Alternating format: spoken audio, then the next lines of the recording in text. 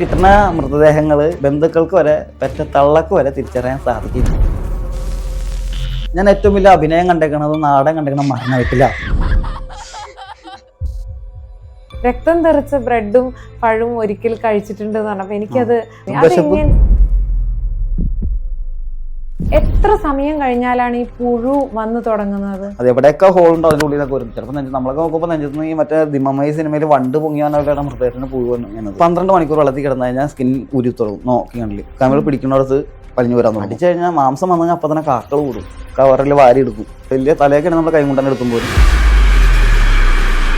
നമ്മളെല്ലാവരും വിചാരിക്കും ഏറ്റവും കൂടുതൽ ചീഞ്ഞാൽ നമ്മുടെ കുടല് അല്ലെങ്കിൽ ദഹനഗ്രന്ഥി. അതല്ല, തലച്ചോറ് ഞാൻ മണമാണ്. വന്നവരൊക്കെ മൂക്കൂത്തി മാറിയുന്ന സമയം ഓർന്നത്. വൃത്തിയായി പോസ്റ്റ്മോർട്ടം ചെയ്ത് തൈമോൻ ചെയ്ത് കഴിഞ്ഞിട്ട് തുടരുന്ന് പറഞ്ഞപ്പോൾ നമുക്കത് എന്താ പറയാ, ഉൾക്കൊള്ളാൻ കഴിയില്ല പറയുമ്പോ. എന്നെ കുറ്റം പറഞ്ഞവരെ മൃതദേഹങ്ങൾ ഞാൻ എടുത്തിട്ടുണ്ട്. എന്നെ തലക്കടിച്ച ഒരാളുടെ മൃതദേഹം, എന്റെ മുഖത്ത് തുപ്പിയ ഒരാളുടെ മൃതദേഹം. എന്ത് ഞാൻ ചോദിക്കും, ഇപ്പൊ ഞാനെല്ലാം ഉണ്ടായോളെന്ന് ചോദിക്കും. ഒരു സമയത്തും ഒരു ഘട്ടത്തിലും പേടിയോ ഭീതിയോ ഉണ്ടായിട്ടില്ല. പ്രേതത്തിനെ പറ്റിട്ട് എങ്ങനെ നിർവചിക്കും? ജീവൻ രക്ഷിച്ചതിന് പുള്ളി ചീത്ത പറഞ്ഞു. പുള്ളി 5 രൂപ പോലും ഇല്ലാതെയാണ് ആത്മഹത്യ ചെയ്യാൻ ശ്രമിച്ചത്. കടവും കടത്തിന്റെ കൂടായിട്ട് പുള്ളി അടുത്ത് ആ കാരോത്തുടി ഹോസ്പിറ്റലിൽ 6000 രൂപയുടെ ബില്ലടിച്ചു കൊടുത്ത്.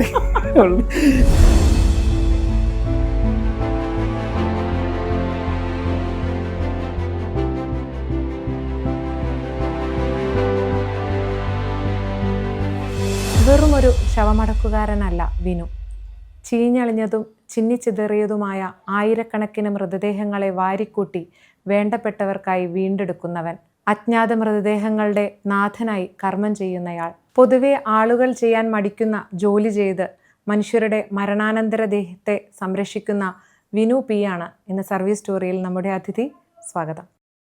മനുഷ്യനെ സംബന്ധിച്ച് ഏറ്റവും വലിയ ഭയം എന്ന് പറയുന്നത് മരണമാണ്, അല്ലെങ്കിൽ പ്രിയപ്പെട്ടവരുടെ മരണം എന്ന് പറയുന്നത്. മരണത്തിനെ എല്ലാ ദിവസവും കാണുന്ന ഒരു വ്യക്തിയാണ്. അപ്പം ഭയം മാറിയിട്ടുണ്ടാവും അല്ലേ? മുമ്പ് ഭയം ഉണ്ടായിരുന്നു. പ്രേതഭൂത വിശാസികളോട് ഭയം ഉണ്ടായിരുന്നു.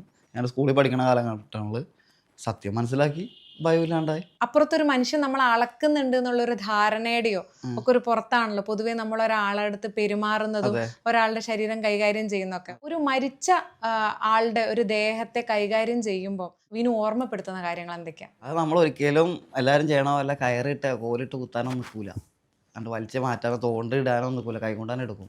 എല്ലാം കൈകൊണ്ടായിട്ട് ഭംഗിയായിട്ട് പൊതിഞ്ഞ് അദ്ദേഹത്തിന് വേണ്ട ചിലപ്പോൾ ഇറക്കേണ്ടത് തോളത്തിട്ട് ഇറക്കും. ചിലവർ പൊട്ടിച്ച് ചിലപ്പോൾ കയറിലായിട്ട് ഇറക്കേണ്ടത് ഞാൻ എൻ്റെ മേത്തിട്ട് ഇറക്കും. അതെനിക്ക് ചേർത്ത് പിടിച്ച് ഇറക്കും. എൻ്റെ നെഞ്ചോട് ചേർക്കുന്നത് എനിക്ക് ഇഷ്ടം മൃതദേഹത്തോട്. ഞാൻ ഈ അടുത്തൊരു വീഡിയോ ഉണ്ടായിരുന്നു. ഒരു മൃതദേഹം എടുക്കാൻ പോകണ പ്ലാസ്റ്റിക് കവറിൽ ഏതാണ്ട് തൂക്കിയെടുത്തും പോകാൻ പോലെ. അങ്ങനെ ഒരു ഏതാണ്ട് ഒരു എന്താ പറയുക, ഒരു വേസ്റ്റ് കൊണ്ടുപോകണ പോലെ. അതന്നെ പറയാം, മൃതദേഹത്തെ കൊണ്ടുപോകും. അതിപ്പം മൃഗങ്ങളുടെയും മനുഷ്യൻ്റെയും നല്ല രീതിയിൽ കൊണ്ടുപോകണം. ഞാൻ എടുത്തുകൊണ്ട് പോകാം, എന്നെ കൊണ്ട് പറ്റണ എടുത്തുകൊണ്ടുപോകും. അല്ല എൻ്റെ ഒപ്പം പണിക്കാരുണ്ട്, 2 പേരെ ചുമക്കാൻ പറ്റുകയാണെങ്കിൽ 2 പേരെ ചുമന്ന് കൊണ്ടുപോകും. 2 പേരോട് ചേർന്ന് ചുമന്ന് കൊണ്ടുപോകും. ചിലവർ പങ്കായം കൊണ്ടൊക്കെ കുത്തി വലിച്ചെടുക്കും. പുഴയിൽ നിന്നാണെങ്കിൽ ചില സ്ഥലങ്ങളൊക്കെ നമ്മൾ എത്താൻ വൈകുന്നേരത്തൊക്കെ ചിലവർ എടുക്കണുണ്ട്. അതൊന്നും ചെയ്യാൻ പാടില്ല ശരിക്കും. ഒരു ദുർമരണം ഉണ്ടായാൽ ആദ്യം ചെയ്യുന്ന കാര്യം എന്താണ്? അതുപോലെ അതിന്റെ തുടക്കം മുതൽ ഒടുക്കം വരെ അടക്ക് വരെ വിനു ഉണ്ടാവും. വിനുവിന്റെ ആ ഒരു മരണം ഉണ്ടായാൽ കേട്ട് കഴിഞ്ഞാലുള്ള ആ ഒരു മൊത്തം കർമ്മം എന്താന്നുള്ളതൊന്ന് വിശദീകരിക്കും. എനിക്കിപ്പോൾ ഒരു പക്ഷേ ഒരു കോള് വരികയാണെങ്കിൽ അത് ഒന്നല്ലെങ്കിൽ കൺട്രോൾ റൂമിൽ നിന്നോ അല്ലെങ്കിൽ അതാത് സ്റ്റേഷൻ പരിധിയിൽ നിന്നോ പോലീസ് സ്റ്റേഷനിൽ നിന്നോ അല്ലെങ്കിൽ റെയിൽവേ പോലീസ്, ഫയർഫോഴ്സ്, ഇത്രയും പേരെ വിളിക്കാനുള്ളൂ. വേറെ ആരും വിളിച്ചാലും പോയില്ല. ഏത് സാഹചര്യത്തിലാണ് മൃതദേഹം എന്ന് ചോദിക്കും. ഒന്നല്ലെങ്കിൽ ഹാങ് ചെയ്തതാണ്, ഡ്രൗണിങ് ആണ്, RT ആണ്, നമുക്ക് എന്താണെന്ന് പറയാൻ പറ്റില്ല. സാഹചര്യം ഏതാണെന്ന് നോക്കും. അപ്പോൾ അതനുസരിച്ചുള്ള സാധനങ്ങൾ എടുക്കണം നമുക്ക്. അതായത് ചിലപ്പോൾ പഴക്കമുള്ളതാണെങ്കിൽ പ്ലാസ്റ്റിക് ഷീറ്റ് ഉൾപ്പെടെ എല്ലാ കാര്യങ്ങളും എടുക്കണം. ഹാങ് ചെയ്താണെങ്കിൽ കയറി അവിടുന്ന് അളവെല്ലാം എടുത്ത് മുറിയുടെ വീതി നീളെടുത്ത് ഈ സോഫ ഇതെല്ലാം മാസ്റ്ററിൽ എഴുതി മൊബൈൽ, ചായ ഇങ്ങനെ വെച്ചിട്ടുണ്ട്. ആ ഗ്ലാസ്സിൽ ഇത്ര ചായ ഉണ്ട്, വെള്ള പാത്രത്തിൽ, ചുവന്ന നിറത്തിലുള്ള പാത്രത്തിൽ, ചില്ല് ഗ്ലാസ്സിൽ കട്ടൻ ചായ രൂപത്തിലുള്ള ഒരു പാനീയം നറുക്ക്, ഇങ്ങനെ അതുള്ള എല്ലാം പറഞ്ഞ് എഴുതി ഇത്ര ഡിസ്റ്റൻസ് ഉണ്ട്. അപ്പോൾ സാറുമാരാണ് എഴുതണം പറഞ്ഞു കൊടുത്ത് നമ്മൾ ഉള്ളി. കാരണം അതിൽ ആരെയും കയറ്റാൻ പറ്റില്ല മുറി. കാരണം അത്രയും നെയ്യും കാര്യങ്ങളൊക്കെ ആയിരിക്കും. FIR ഇടണ വരെ അവിടെ വെയിറ്റ് ചെയ്യും, കാത്തിരിക്കും ആ മൃതദേഹത്തിൻ്റെ അടുത്ത്. പിന്നെ മൃതദേഹത്തിൻ്റെ അടുത്തേക്ക് ആദ്യം അടുപ്പിക്കില്ല. ആ മൃതദേഹത്തിൻ്റെ വീഡിയോ എടുക്കാനാണ് കൂടുതലും പേര് വന്നത്. അതുകൊണ്ട് നമ്മൾ കൂടുതലും വാതിലൊക്കെ ജനലൊക്കെ തുറന്നിട്ടുണ്ടെങ്കിൽ നമ്മൾ അടച്ചിടും. ഇവിടെ ബന്ധുവസം ഉണ്ടാവും, പോലീസുകാരൻ്റെ ബോഡി ബന്ധുവസം ഉണ്ടാവും, അതിൽ ഒരാൾ ഇട്ടുണ്ടാവും. മൊഴിയെടുത്ത് FIR ഇട്ടതിന് ശേഷം ഇൻക്വസ്റ്റിന് വേണ്ടി സാർമാർ വരും. ഇൻക്വസ്റ്റ് നടപടികൾക്ക് നമ്മൾ നടപടികൾ ക്രമങ്ങൾക്കൊപ്പമാണ് നമ്മൾ ഓരോ കാര്യങ്ങൾ ചെയ്തുകൊണ്ടിരിക്കണം. മൃതദേഹം അനക്കൽ, എടുക്കൽ എല്ലാം കഴിയണം. ഇൻക്വസ്റ്റ് പൂർത്തീകരിച്ച് നമ്മൾ പൊതിഞ്ഞ് കെട്ടി തിരിച്ച് ആംബുലൻസ് കയറ്റി അന്ന് ആളെ തിരിച്ചറിഞ്ഞിട്ടുണ്ടെങ്കിൽ നമ്മൾ അന്ന് തന്നെ പോസ്റ്റ്മോർട്ടം നടപടികൾ സ്വീകരിക്കും. അല്ലെങ്കിൽ ആളെ തിരിച്ചറിയണവരെ ഫ്രീസറിൽ സൂക്ഷിക്കും. എന്നിട്ട് ആളെ തിരിച്ചറിഞ്ഞെങ്കിൽ ഇപ്പോൾ 7-ാം ദിവസവും അടക്കം ചെയ്യാൻ കൊണ്ടുപോകും. ആളെ തിരിച്ചറിഞ്ഞാണെങ്കിൽ അന്ന് തന്നെ നമ്മൾ വീട്ടുകാരോട് ചോദിക്കും, ഇതുവരെ ഉള്ളൂ നമ്മുടെ ഇത്, ഞങ്ങൾ ഇനിയും ചെയ്യണം, നിങ്ങൾ ചെയ്തോളൂ എന്ന് ചോദിക്കും. അപ്പോൾ പഴക്കമുള്ളതാണെങ്കിൽ ആരെങ്കിലും എല്ലാവരും പറയും നിങ്ങൾ തന്നെ ചെയ്തു, ബാക്കി നമ്മളെല്ലാം ചെയ്തു. കുഴിയിലാണെങ്കിൽ കുഴിയിൽ വെച്ചെടുക്കും, കത്തിക്കാണെങ്കിൽ കത്തിച്ച് ചെയ്തതിൽ വെച്ച് കൊടുക്കും. ദുർമരണങ്ങളാണല്ലോ പൊതുവെ എടുക്കുന്നത് അല്ലെ, അത് മാത്രമേ എടുക്കേണ്ട ആവശ്യമുള്ളൂ. അതിൽ ഏറ്റവും കൂടുതൽ സാധാരണമായി കാണുന്ന മരണം എന്താ? വെള്ളത്തിൽ പോയി മരണമാണ് അല്ലേ? അപ്പൊ ഈ മുങ്ങി മരണത്തില് പിന്നെ ട്രെയിനും റണ്ണോവറും റണ്ണോവർ മുങ്ങി മരണത്തിലെ പൊങ്ങി കിടക്കുന്ന നിലയിലും ഉണ്ടാവും, താഴ്ന്ന വെള്ളത്തിന്റെ അടിയിലുള്ള അവസ്ഥയിലുണ്ടാവും. ഈ പൊങ്ങി കിടക്കുന്ന അവസ്ഥയിൽ ഒരു മൃതദേഹം കണ്ടു കഴിഞ്ഞാല് എങ്ങനെയാണ് അത് വീണ്ടെടുക്കുന്നത് വിനു എന്ന് പറയും? അത് ഇപ്പൊ എനിക്കൊരു എടുക്കാൻ ഒരു വഞ്ചി തന്നിട്ടുണ്ട്. അതിന് മുന്നേ ആയിരുന്നെങ്കിൽ എവിടെ ആംബുലൻസ് അല്ലേ? അതിന് മുന്നേ ആണെങ്കിൽ നീന്തി തന്നെ പോകണം, വേറെ മാർഗമൊന്നുമില്ല. അതിപ്പോ എവിടെ കിടന്നാലും നമ്മൾ ആ ഭാഗത്തുനിന്ന് അധികം നീന്താത്ത രീതിയിൽ നമ്മൾ സ്ഥലത്ത് നോക്കി ഇറങ്ങിയിട്ട് നീന്തി പോയിട്ട് അവിടെ ഒരു കയർ മൃതദേഹത്തുമ്പോൾ ഡ്രസ്സുമ്മ ഉണ്ടെങ്കിൽ ഡ്രസ്സുമ്മ ഒരു കയർ കിട്ടും. അതല്ലെങ്കിൽ നമ്മൾ ഈ വട്ടത്തിൽ ഇങ്ങനെ ലൂസാക്കിയിട്ട് ഇത്രയും ഭാഗം ലൂസ് ഇടും. അത് നമ്മൾ വെള്ളത്തിൽ കൂടി വലിക്കുമ്പോൾ ഭയങ്കര ഇതായിരിക്കും, ടൈറ്റാവും ഒഴുക്കുണ്ടെങ്കിൽ. അപ്പോൾ അതുമ്പോൾ പോകരുത്, നമ്മുടെ കയ്യിൽ നിന്ന് പോകരുത്. നമ്മുടെ കയ്യിൽ കുരുക്കിട്ടിട്ട് നമ്മൾ അരക്ക് പിടിച്ചിട്ട് ഈ കുരുക്കിട്ടിട്ട് അരയുടെ ഭാഗം വസ്ത്രം ഉണ്ടെങ്കിൽ, വസ്ത്രമില്ല എങ്കിൽ നമ്മൾ ഒരു കൈയുടെ ഭാഗത്ത് മസിലിൻ്റെ ഉള്ളിൽ ഇങ്ങനെ കയറ്റി പിടിക്കുള്ളൂ, ഇവിടെ പിടിക്കാൻ പാടുള്ളൂ. അപ്പോൾ അതിന് കൈ കൊഴുകി പോവില്ല, നമ്മുടെ കയ്യിൽ കിടക്കുകയും ചെയ്യും. ഈ മാംസത്തിലുള്ളതുകൊണ്ട് മൃതദേഹം നമുക്കും നമ്മുടെ മുമ്പിൽ നീന്തി പതുക്കെ വരാം. പിന്നെ വെള്ളത്തിൽ കിടക്കുന്നതിന് കനം കുറയുമല്ലോ അല്ലേ? അത് തോന്നല, അടി കിടന്നാൽ മാത്രമേ കനം കുറവുള്ളൂ, മുകളിൽ കിടന്ന് ഇരട്ടി വാരം തന്നെയാണ്. അപ്പൊ എങ്ങനെയാണ് അതെങ്ങനെ കൈകാര്യം ചെയ്യുന്നത്? എങ്ങനെയാണ് നീന്തി കൊണ്ടുവരും നമ്മള്? അപ്പൊ നീന്തുമ്പോൾ പുറകിലാണോ മൃതദേഹം വെക്കുന്നത്? സൈഡിന്റെ ഒപ്പത്തോടൊപ്പം. ഞാൻ അങ്ങനെ ഈ എക്സ്പേർട്ടുകൾ നീന്തണ പോലെ അങ്ങനെ സ്പീഡിൽ നീന്തലല്ല, നമുക്ക് പതുക്കെ മൃതദേഹം ഒരു തുഴയുണ്ട് തുഴഞ്ഞ് കാല് കൊണ്ടും അടിയിലും വെള്ളം തുഴഞ്ഞ് ഈ മൃതദേഹം പഠിച്ച് നമ്മൾ റെസ്റ്റ് ചെയ്ത് വൈകുള്ളൂ. അഭ്യാസം കാണിച്ചുള്ള മറ്റേ ഇതുള്ള രീതിയിൽ നീന്താനൊന്നും നമുക്കറിയില്ല. മൃതദേഹത്തെ കരക്കെത്തിക്കുക, നമ്മുടെ കയ്യിൽ നിന്ന് പോകരുത്. അഥവാ കയ്യിൽ നിന്ന് പോയാലും കയറ് കയ്യിലുണ്ട്. വെള്ളത്തിന്റെ അടിയിൽ കിടക്കുന്ന മൃതദേഹങ്ങൾ ഉണ്ടാവുമല്ലോ, അത് ഏതെങ്കിലും ഈ മുങ്ങൽ വിദഗ്ധർ വന്നിട്ടാണോ എടുക്കുക, അതോ വീണ്ടും എടുക്കാറുണ്ടോ? ഇല്ല, ഒരിക്കലും തന്നെ ഫ്രഷിനോട് ഞാൻ പോയി എടുക്കാറില്ല. ഫ്രഷ് ആണെങ്കിൽ പോയി എടുക്കൂല. പതിഞ്ഞ് താന്നും, പത വരും, അതാണ് അവസാനം മൃതദേഹം പൊങ്ങിക്കിടന്ന് അത് താന്നും, അത് പോയി എടുക്കും. അതല്ലെങ്കിൽ ഇപ്പം 16 അടി ആഴമൊക്കെ ആണെങ്കിൽ നമുക്ക് പോയി എടുക്കാം. അതിൻ്റെ അപ്പുറത്തേക്ക് സജ്ജീകരണങ്ങൾ എന്തായാലും വേണം. എന്നെ കൊണ്ട് 1 മിനിറ്റ് കൂടുതൽ ജലത്തിൻ്റെ അടിയിൽ അടിയിൽ നമുക്ക് ഓക്സിജൻ പിടിച്ചുള്ള കഴിവ് എനിക്കില്ല. ഈ വെള്ളത്തിൽ വീണ് കിടക്കുന്ന മൃതദേഹങ്ങൾ ഉണ്ടല്ലോ, അതിങ്ങനെ ഏതൊക്കെ സമയം കഴിയുന്നതിനനുസരിച്ചാണ് ബോഡിയിൽ ചേഞ്ചസ് വരുന്നത്, ശ്രദ്ധിച്ചിട്ടുണ്ടോ? പണ്ട് കാരണം വരെ 3-ാം പക്കം പൊങ്ങും. അതിൽ മരിച്ചിട്ട് 1/2 മണിക്കൂറും 10 മിനിറ്റുള്ളിൽ പൊങ്ങണ ഇതുണ്ട്. അത് മനുഷ്യശരീരത്തിൻ്റെ ഓരോ ദഹനഗ്രന്ഥിയിലെ ആസിഡിൻ്റെ പ്രക്രിയ പോലെ ഇരിക്കും. പിന്നെ അവസ്ഥ മാറാൻ തുടങ്ങുന്നത് ജലത്തിൻ്റെ അവസ്ഥ പോലെ ഇരിക്കും. കെമിക്കൽ കലർന്ന വെള്ളമാണെങ്കിലും ഉപ്പ് കലർന്ന വെള്ളമാണെങ്കിലും ഓരോ അവസ്ഥ പോലെ ഇരിക്കും. 1 മണിക്കൂർ കഴിയുമ്പോൾ തന്നെ മൂക്കിൽ നിന്ന് വായിന്നൊക്കെ സ്രവം വരാൻ തുടങ്ങും. അകത്ത് ലെൻസിൽ കയറിയ വെള്ളം റിട്ടേൺ വരാൻ തുടങ്ങും. രക്തത്തോടെ ഉള്ള സ്രവം വരാൻ തുടങ്ങും. ആ സ്രവത്തിൻ്റെ മണം മാറാൻ തുടങ്ങും. പിന്നെ ഒരു 12 മണിക്കൂറൊക്കെ കഴിഞ്ഞാൽ മൃതദേഹം പൂർണ്ണമായിട്ടും അകത്തുള്ള എല്ലാത്തിലും ജലവാംശം പറ്റിപ്പിടിച്ച് പലതും അകത്തം ജീർണിക്കാൻ തുടങ്ങും. അതുപോലെ ഈ അവിടുന്ന് ഈ മൃതദേഹം എടുത്തു വരുമ്പോഴേ ഇതിന്റെ സ്കിന്നൊക്കെ പൊതുവെ എടുക്കണൊക്കെ പോകും. ഉദാഹരണം പറഞ്ഞാൽ കാലിൻ്റെ അവിടുന്ന് ഇത്രയും ഭാഗം പോയെന്ന് വെച്ചു, പുല്ലുവരിയുടെ ഭാഗം, മുട്ടിന് താഴെ പുല്ലുവരിയുടെ ഭാഗം പോയെന്ന് വെച്ച് കഴിഞ്ഞാൽ നമ്മൾ സ്വാഭാവികമായിട്ട് അങ്ങനെയുള്ള നമുക്കറിയാതെ എങ്ങനെ അത് അത്രയും സൂക്ഷ്മമായിട്ട് നമ്മൾ കൊണ്ടുവരാൻ ശ്രമിക്കുള്ളൂ. എന്തെങ്കിലുമൊക്കെ ഒരു പക്ഷേ ഒഴുക്ക് പറയാൻ പറ്റില്ല, ഒഴുക്കിനെ അനുസരിച്ച് നമുക്ക് എന്തായാലും നമുക്ക് നിർണ്ണയിക്കാൻ കഴിയില്ല. അല്ലെങ്കിൽ ഇനിയിപ്പോൾ എന്തെങ്കിലും വസ്തുമ തട്ടി പോയാലും നമ്മളത് എടുക്കും. ഒരു മൃതദേഹത്തിന്റെ ഒരു അംശം പോലും വെള്ളത്തിലോ അല്ലെങ്കിൽ കരയിലോ ഇട്ടിട്ട് നമ്മൾ തിരിച്ചു പോരില്ല. ഈ വെള്ളത്തിൽ വീണ മൃതദേഹത്തിൽ അതിനെ വീണ്ടെടുക്കുമ്പോൾ വിനു നേരിടുന്ന ഏറ്റവും വലിയ പ്രതിസന്ധി എന്ന് പറയുന്നത് ഈ സ്കിന്ന് ഇങ്ങനെ സ്കിന്നും പോവും, മാംസവും പോരും. എല്ലാത്തിന്റെ ആവണമെന്നില്ല. പക്ഷേ സമയം കഴിഞ്ഞാൽ പൊതുവെ ആ ഒരു അവസ്ഥയിലെത്താ എന്താണെങ്കിലും ഒരു 12 മണിക്കൂർ വെള്ളത്തിൽ കിടന്നു കഴിഞ്ഞാൽ സ്കിൻ ഊരി തുടങ്ങും. നോക്കി കണ്ടില്ല, നമ്മൾ പിടിക്കുന്നിടത്ത് വലിഞ്ഞു വരാൻ തുടങ്ങും. കുതിരയല്ലേ, നമ്മൾ 2 മണിക്കൂർ വെള്ളത്തിൽ കൈ മുക്കി കഴിഞ്ഞാൽ നമ്മുടെ സ്കിൻ ഊരാൻ തുടങ്ങും. അപ്പോൾ 12 മണിക്കൂർ സ്കിൻ ഊരിപ്പോരും, മര്യാദക്ക് പിടിച്ചിട്ട് ഊരിപ്പോരും മൊത്തം. ഡ്രൗൺ ചെയ്ത മൃതദേഹങ്ങളാ കൂടുതൽ എടുത്തെന്ന് പറഞ്ഞില്ല, അതുപോലെ പിന്നീട് കൂടുതൽ എടുത്തിട്ടുണ്ടാവുക ട്രെയിൻ തട്ടിയതായിരിക്കും. അപ്പൊ ട്രെയിൻ തട്ടിയതിന്റെ അവസ്ഥ ഭീകരമായിരിക്കും. അത് ഓരോ കഷ്ണം നമ്മൾ കവറായിട്ട് പോകും, കവറിൽ വാരി എടുക്കും, പരമാവധി കവറിലാക്കും. ചെറിയ ചെറിയ കഷ്ണങ്ങൾ എല്ലാം വാരി എടുത്ത് ഇനിയിപ്പോൾ വലിയ തലയൊക്കെയാണ് നമ്മൾ കൈ കൊണ്ടുതന്നെ എടുത്തും പോരും, ഒരു കാലൊക്കെയാണെങ്കിൽ കൈ കൊണ്ടുതന്നെ എടുത്തും പോരും. എന്നിട്ട് ഒരു പ്ലാസ്റ്റിക് വിരിച്ച് വെച്ചിട്ടുണ്ടാവും നമ്മൾ നിലത്ത് ഒരു സ്ഥലത്ത് എവിടെയെങ്കിലും മാറ്റി. എന്നിട്ട് അവിടെ കൊണ്ടുവന്ന് ഈ കഷ്ണങ്ങളൊക്കെ ഇട്ടിട്ട് നമ്മൾ മൃതദേഹം ആക്കും. അടക്കി വെച്ച് ഫോട്ടോ എടുത്തിട്ട് കാണിക്കാൻ പറ്റില്ല, അതായത് വലിയ ഷീറ്റിൽ അതിലൊരു ഷേപ്പ് ആക്കും. എന്നിട്ട് നമ്മളൊരു ഫോട്ടോ എടുക്കും തിരിച്ചറിയാൻ, എന്തെങ്കിലും ഉണ്ടാന്ന് നോക്കും. അതനുസരിച്ചാണ് അടുത്ത നിയമ നടപടി സ്വീകരിക്കുന്നത്. അതിനുശേഷം നമ്മൾ പൊതിയും, മൃതദേഹമായിട്ട് തന്നെ പൊതിയും. അത് പറയാൻ പറ്റില്ല ഏത് അവസ്ഥ കിട്ടണമെന്നൊന്നും. അല്ല, പലതും തെറിച്ചൊക്കെ അതൊന്നും കിട്ടൂല. പോയിട്ടുണ്ടാവില്ലേ? എല്ലാം എടുക്കും, ഒന്നും കളയില്ല. കാക്ക എടുക്കാത്തതും പട്ടി എടുത്തും പോകാത്തതും നമ്മൾ എടുക്കും. വരാൻ വൈകിയാണെങ്കിൽ കാക്ക എടുത്തും പോകൂലേ, മാംസമല്ലേ. അടിച്ചു കഴിഞ്ഞാൽ മാംസം വന്നു കഴിഞ്ഞാൽ അപ്പം തന്നെ കാക്കകൾ കൂടും. നമുക്ക് ഏതെങ്കിലും മൃതദേഹത്തിൻ്റെ അവശിഷ്ടങ്ങൾ മറ്റെവിടെയെങ്കിലും തെറിച്ചു പോകണ്ടെന്ന് പറയുന്നതും കാക്കകളെയും നമ്മൾ നോക്കിയിട്ടാണ്. കാക്കകളുടെ കരച്ചിലും കാക്കകളെ നോക്കിയിട്ട് നമ്മൾ ആ കാട്ടിൽ കിടക്കേണ്ടത് നമുക്ക് മനസ്സിലാക്കണം. അങ്ങനെയാണ് അവനവിടെ കൂടും, കാക്ക കൂടും. പട്ടി നമ്മൾ ജനങ്ങളുടെ അടുത്തേക്ക് വരില്ല, ഇല്ലാത്തപ്പോഴും മാത്രമേ നല്ല ഫ്രഷ് ആണെങ്കിൽ മാത്രമേ എടുക്കുള്ളൂ, അല്ലാത്തവരൊന്നും പട്ടി അടിക്കൊന്നുമില്ല. നമുക്ക് ഭയങ്കര ദുഷ്കരമായി തോന്നി അല്ലെങ്കിൽ അസ്വസ്ഥപ്പെടുത്തി അങ്ങനെ ഏതെങ്കിലും മൃതദേഹങ്ങൾ ഉണ്ടായിട്ടുണ്ടോ? അതൊരു റണ്ണോവർ പോയതാണ്. ഞാൻ ജീവിതത്തിൽ ആദ്യമായിട്ട് അങ്ങനത്തെ, എനിക്ക് ഗർഭപാത്രം കണ്ടിട്ടില്ല നേരിട്ട്, കൊച്ച് പാട കിടക്കണത്. അപ്പോൾ ആ ഗർഭിണി വെച്ചത് വട്ടം വെച്ചപ്പോൾ ഇതിൻ്റെ ഉള്ളിൽ നിന്ന് പോകുന്നുണ്ട്, മൊത്തം പാടി തള്ളി പോകുന്നു. അപ്പോൾ 2 കഷ്ണമായിട്ടാണ് പോകുന്നത്. അപ്പോൾ അതെടുത്തപ്പോൾ കുഞ്ഞിൻ്റെ പാടെ പോയി നടക്കുക. നമ്മൾ സിനിമയിലൊക്കെ കണ്ടിട്ടേ ഉള്ളൂ, അല്ലെങ്കിൽ ലാബിലൊക്കെ കണ്ടിട്ടുള്ളൂ. പക്ഷെ അങ്ങനെ പൂർണ്ണ വളർച്ചയെത്തിയ ഒരു കൊച്ച് പാടയിൽ കിട്ടുന്നത് ആദ്യമായിട്ടാണ്. എൻ്റെ കയ്യിൽ നിന്ന് അമ്മയുടെ അത് ജീവൻ ഇഷ്ടപ്പെട്ടും പാടയിലുള്ള അനക്കം നഷ്ടപ്പെട്ടിട്ടുണ്ടായില്ല, കയ്യിൽ നിന്ന് അനക്കം നഷ്ടപ്പെട്ടു.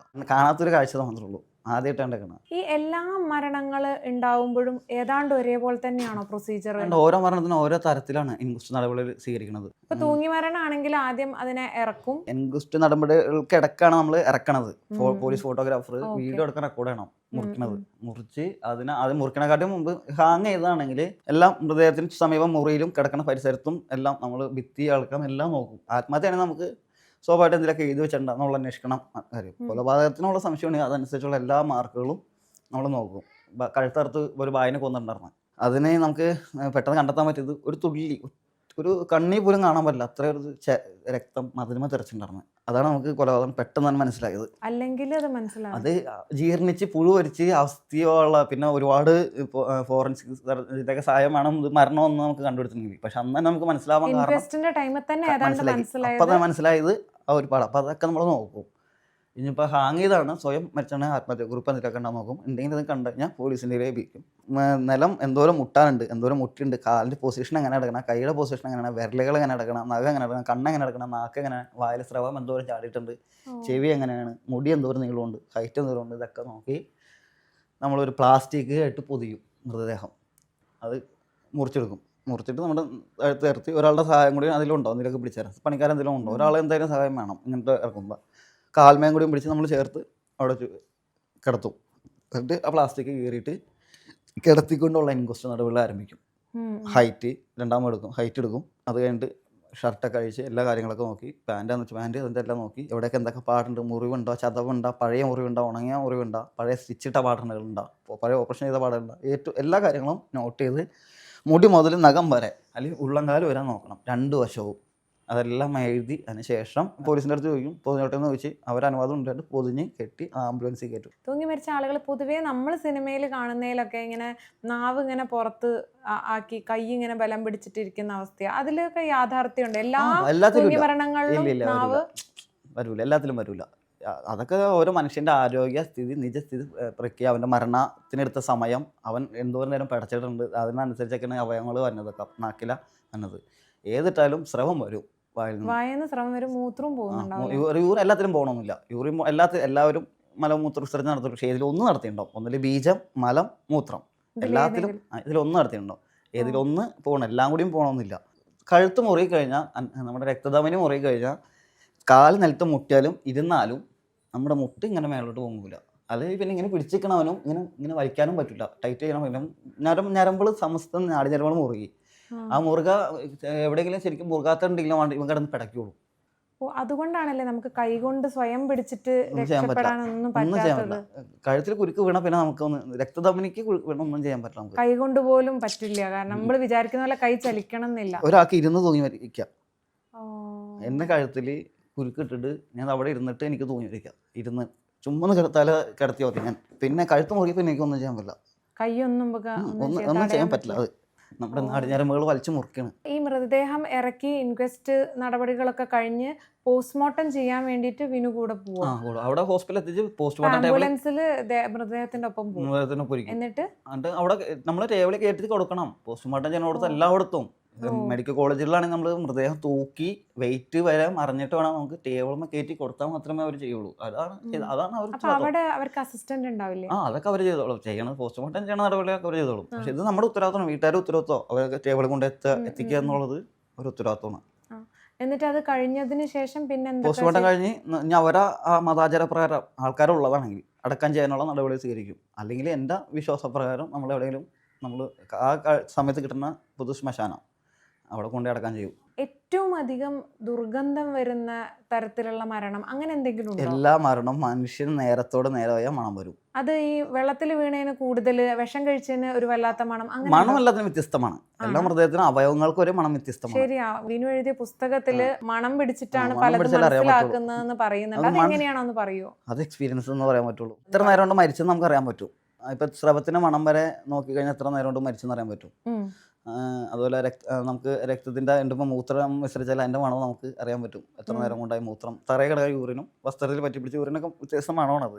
അങ്ങനെ മനസ്സിലാക്കാൻ പറ്റും, അത്ര സൂക്ഷ്മമായി മനസ്സിലാക്കാൻ പറ്റും. മണത്തിലേ പറ്റുള്ളൂ, മണത്തിലേ കിട്ടുള്ളൂ. ഇപ്പൊ ജമന്തി പൂവിന്റെ മണമല്ല, ജമന്തി പൂവിന്റെ തണ്ട് ഉണ്ടാവണത്. അതേപോലെ നമ്മുടെ മനുഷ്യരത്തെ ഓരോ അവയവത്തിനും ഓരോ മണം വരും. ചീഞ്ഞ് കഴിഞ്ഞാൽ വ്യത്യസ്തമായ മണമാണ്. നമ്മളെല്ലാവരും വിചാരിക്കും ഏറ്റവും കൂടുതൽ ചീഞ്ഞാൽ നമ്മുടെ ഇത് ചീഞ്ഞാലാണ് ശരിക്കും മണം വന്നുന്നത്, കുടല് അല്ലെങ്കിൽ ദഹനഗ്രന്ഥി. അതായിരിക്കും ചീഞ്ഞ ഏറ്റവും കൂടുതൽ ദുർഗന്ധമുള്ള മണമെന്ന് വിചാരിക്കണം. പക്ഷെ അതല്ല, തലച്ചോറ് ഞാൻ മണം വന്ന ഏറ്റവും കൂടുതൽ മണം തലച്ചോറ് ചെയ്യുമ്പോഴാണ്. മറ്റുള്ളവർക്ക് മൃതദേഹത്തിൻ്റെ ഒറ്റ ചീഞ്ഞ മണം വന്നുള്ളൂ. പക്ഷേ ഈ അവയവങ്ങളിൽ നിന്ന് വ്യത്യസ്തമായ മണത്തിന് വരുന്നത് ഏറ്റവും കൂടുതൽ തലച്ചോറിൻ്റെ മണമാണ്. വ്യത്യസ്തമായ ഒരു മണം വന്ന അത് ഏറ്റവും കൂടുതൽ നമുക്ക് തിരിച്ചറിയാൻ കഴിയാനുള്ള മണം പെട്ടെന്ന് ആ മൃതദേഹത്തിൽ. ഇപ്പോൾ ആൽക്കഹോൾ കുടിച്ചിട്ട് ഒരു മനുഷ്യൻ 2-3 ദിവസം കഴിഞ്ഞാൽ നമുക്ക് ആ മണം മനസ്സിലാക്കാം, നമുക്ക് ആൽക്കഹോൾ ഉണ്ടെന്നുള്ളത് മനസ്സിലാക്കാൻ പറ്റും. അപ്പോൾ നമുക്ക് പറയാം, സാറേ ഇദ്ദേഹം ആൽക്കഹോൾ കഴിച്ചിട്ടുണ്ടായിരുന്നു മരണത്തിന് മുന്നേ നമുക്ക് പറയും. ചിലപ്പോൾ അത് നമ്മൾ കൺഫേം ചെയ്യുന്ന പോസ്റ്റ്മോർട്ടത്തിൽ ഇത്തരത്തിലുള്ള സൂചനകൾ കൊടുക്കും പോലീസിന്. ഏകദേശം ഇത്ര ദിവസം പഴക്കം ഉണ്ടാവുമെന്ന് നമ്മൾ പറയും. മരിച്ചു കഴിഞ്ഞു കഴിഞ്ഞാല് വടി പോലെ ആവുമല്ലോ, റൈഗർ മോർട്ടിസ് എന്ന് പറഞ്ഞൊരു സംഭവം ഉണ്ടാവുമല്ലോ, അത് എത്ര നേരം നിലനിൽക്കും? അതും മനുഷ്യന്റെ ആരോഗ്യ പോലിക്കും. ചിലത് ഒരു അരമണിക്കൂർക്കും, 1.5 മണിക്കൂർ, 2 മണിക്കൂർ, 4 മണിക്കൂർ, ഓരോ മനുഷ്യന്റെ ആരോഗ്യ അവസ്ഥ പോലെ ഇരിക്കും. മരിച്ച എത്ര സമയം കഴിയുമ്പോഴേ വടി പോലെ ആവുന്നു? അതും ഇതുപോലെ തന്നെ ആരോഗ്യത്തിൻ്റെ. ചിലപ്പോൾ അത് ഓരോ മനുഷ്യൻ മരിച്ച ഒരു 10 മിനിറ്റ് കഴിയുമ്പോൾ തൊട്ട് ആരംഭിക്കാൻ തുടങ്ങും. ചിലപ്പോൾ 15 മിനിറ്റ് മുതൽ ആരംഭിക്കും. അതും മനുഷ്യൻ്റെ ആരോഗ്യം. ഇപ്പോൾ ഒരു രോഗം മരുന്നൊക്കെ കഴിക്കുന്ന ഒരാളാണെങ്കിൽ അവൻ്റെ എന്ത് കാരണവശാലും തളർന്ന് നടക്കുന്ന ഒരാളാണെങ്കിൽ മരിച്ചധികം പോകില്ല. പെട്ടെന്ന് നമുക്ക് ഇങ്ങനെ കിടക്കുമെന്ന് മാത്രമേ ഉള്ളൂ. നമുക്ക് ഇങ്ങനെ നിവർത്താം. ചിലത് നമുക്ക് എന്ത് ചെയ്താലും നിവർത്താൻ പറ്റില്ല. അപ്പോൾ നമ്മൾ വേറെ കാര്യങ്ങൾ ചെയ്താണ് നിവർത്തി ഇൻവെസ്റ്റ് ചെയ്യണത്. നമ്മളെല്ലാ അവയവങ്ങളും നിവർത്തും. അത് അറിയാവുന്നതുകൊണ്ട് അതെങ്ങനെ നിർത്തുന്നത് പറയാൻ പൊതുജനങ്ങളോട് പറയാൻ പറ്റില്ല. മൃതദേഹത്തിന് യാതൊരു ചതവോ ഒന്നും സംഭവിക്കാൻ പാടില്ല. ഒരു പോറൽ പോലും മൃതദേഹത്തിന് വരാൻ പാടില്ല. ചതവ് പോലും നമ്മൾ അമർത്തി വരുന്ന ചതവ് വരെ രക്തം പോസ്റ്റ്മോർട്ടം സ്റ്റെയിൻ അതുവരെ വരാൻ പാടില്ല. ശരിക്കും നമ്മുടെ ഭാഗത്തുനിന്ന് വരാൻ പാടില്ല. ഈ അടുത്ത് ബാത്റൂമിൽ ആലുവയിൽ ഒരു ഫ്ലാറ്റ് പറയാനുള്ള പേര് പറയാനുള്ള ഫ്ലാറ്റിൽ അടുത്തുണ്ടായി മരവിച്ചതിൻ്റെയായിരുന്നു. അടുത്ത് കക്കൂസയിൽ ഒരു മിലിറ്ററി ഉദ്യോഗസ്ഥൻ, റിട്ടയർ മിലിറ്ററി മേജർ, അദ്ദേഹം മരണപ്പെട്ട് കക്കൂസിലെ കിടന്നത്. കിടന്നത് മനുഷ്യൻ കക്കൂസിൽ ഇരിക്കുന്ന പോലെയാണ് നിലത്ത് വീണ് കിടന്നത്. അറ്റാക്കായിരുന്നു. അത് ഏകദേശം ഒരു 3 മണിക്കൂറായിട്ടുണ്ടാവുള്ളൂ നമ്മൾ മരണം അറിയുമ്പോൾ. അപ്പം നമുക്ക് നിവർത്താൻ എനിക്ക് ഇംഗ്ലീഷ് പറയാം, മലയാളത്തിൽ പറഞ്ഞു.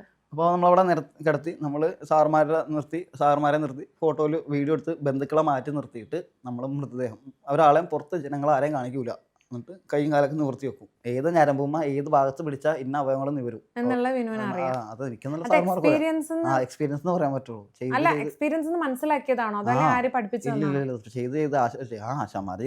ആശമാരെ കണ്ടല്ല നമ്മൾ ചെയ്യണ പഠിച്ച് 10 വർഷം അവരോട് അതിന് ശേഷം നമ്മൾ ചെയ്യാൻ തുടങ്ങിയത്. അപ്പം അങ്ങനെ നിവർത്തുമ്പോഴൊന്നും ഒരിക്കൽ പോലും എല്ല് പൊട്ടുക ചെയ്യാൻ പാടില്ല. ഇല്ല അങ്ങനൊന്നും വരുമൊന്നുമില്ല. ഇല്ല അതൊന്നും ചെയ്യില്ല, അങ്ങനെ വരുത്താൻ പാടില്ല. നമ്മൾ മനുഷ്യൻ ഇപ്പൊ അങ്ങനെ ചോദിച്ചില്ല മൃതദേഹമായിട്ട് എന്താ ബന്ധമെന്ന്. എനിക്ക് ജീവിച്ചിരിക്കുന്ന ഒരാൾക്ക് വേദനയ്ക്കാലും കൂടുതൽ എനിക്ക് മൃതദേഹത്തെ വേദനിക്കും. ആശാന്മാരെ പറ്റി പറഞ്ഞല്ലോ, ആശാന്മാര് ചെയ്യുന്നത് കണ്ടിട്ട് അവരോട് ആരാധനയൊക്കെ തോന്നിയിട്ടാണല്ലോ ഈ തൊഴിലിലേക്ക് എത്തുന്നത്. അത് നല്ല രീതിയിൽ ചെയ്തു പോകുന്നു. പക്ഷെ ആശാന്മാര് ഈ തൊഴിൽ ചെയ്യുന്ന സമയത്ത് അവര് മദ്യപിക്കുന്ന വിനു എഴുതിയിട്ടുണ്ട് പുസ്തകത്തില്. അപ്പം വിനു മദ്യപിക്കുവോ?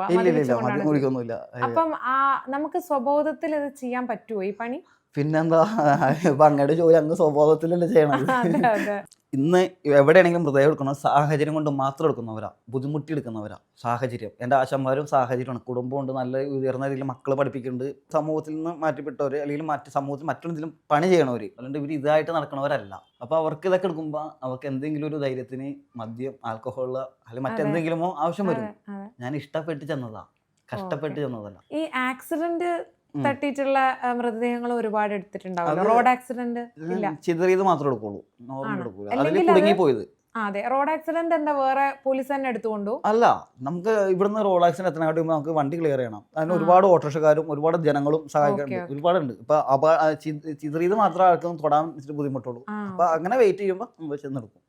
അത്തരത്തിലുള്ള അപകടത്തിലെ ദേഹങ്ങൾ കണ്ടാലേ ഇന്ന വണ്ടി തട്ടിയതാണ്, ഇന്നത് കാരണം മനസ്സിലാവും. ടയറിന്റെ പാട് അല്ല, വിനുവിന് മനസ്സിലാവും.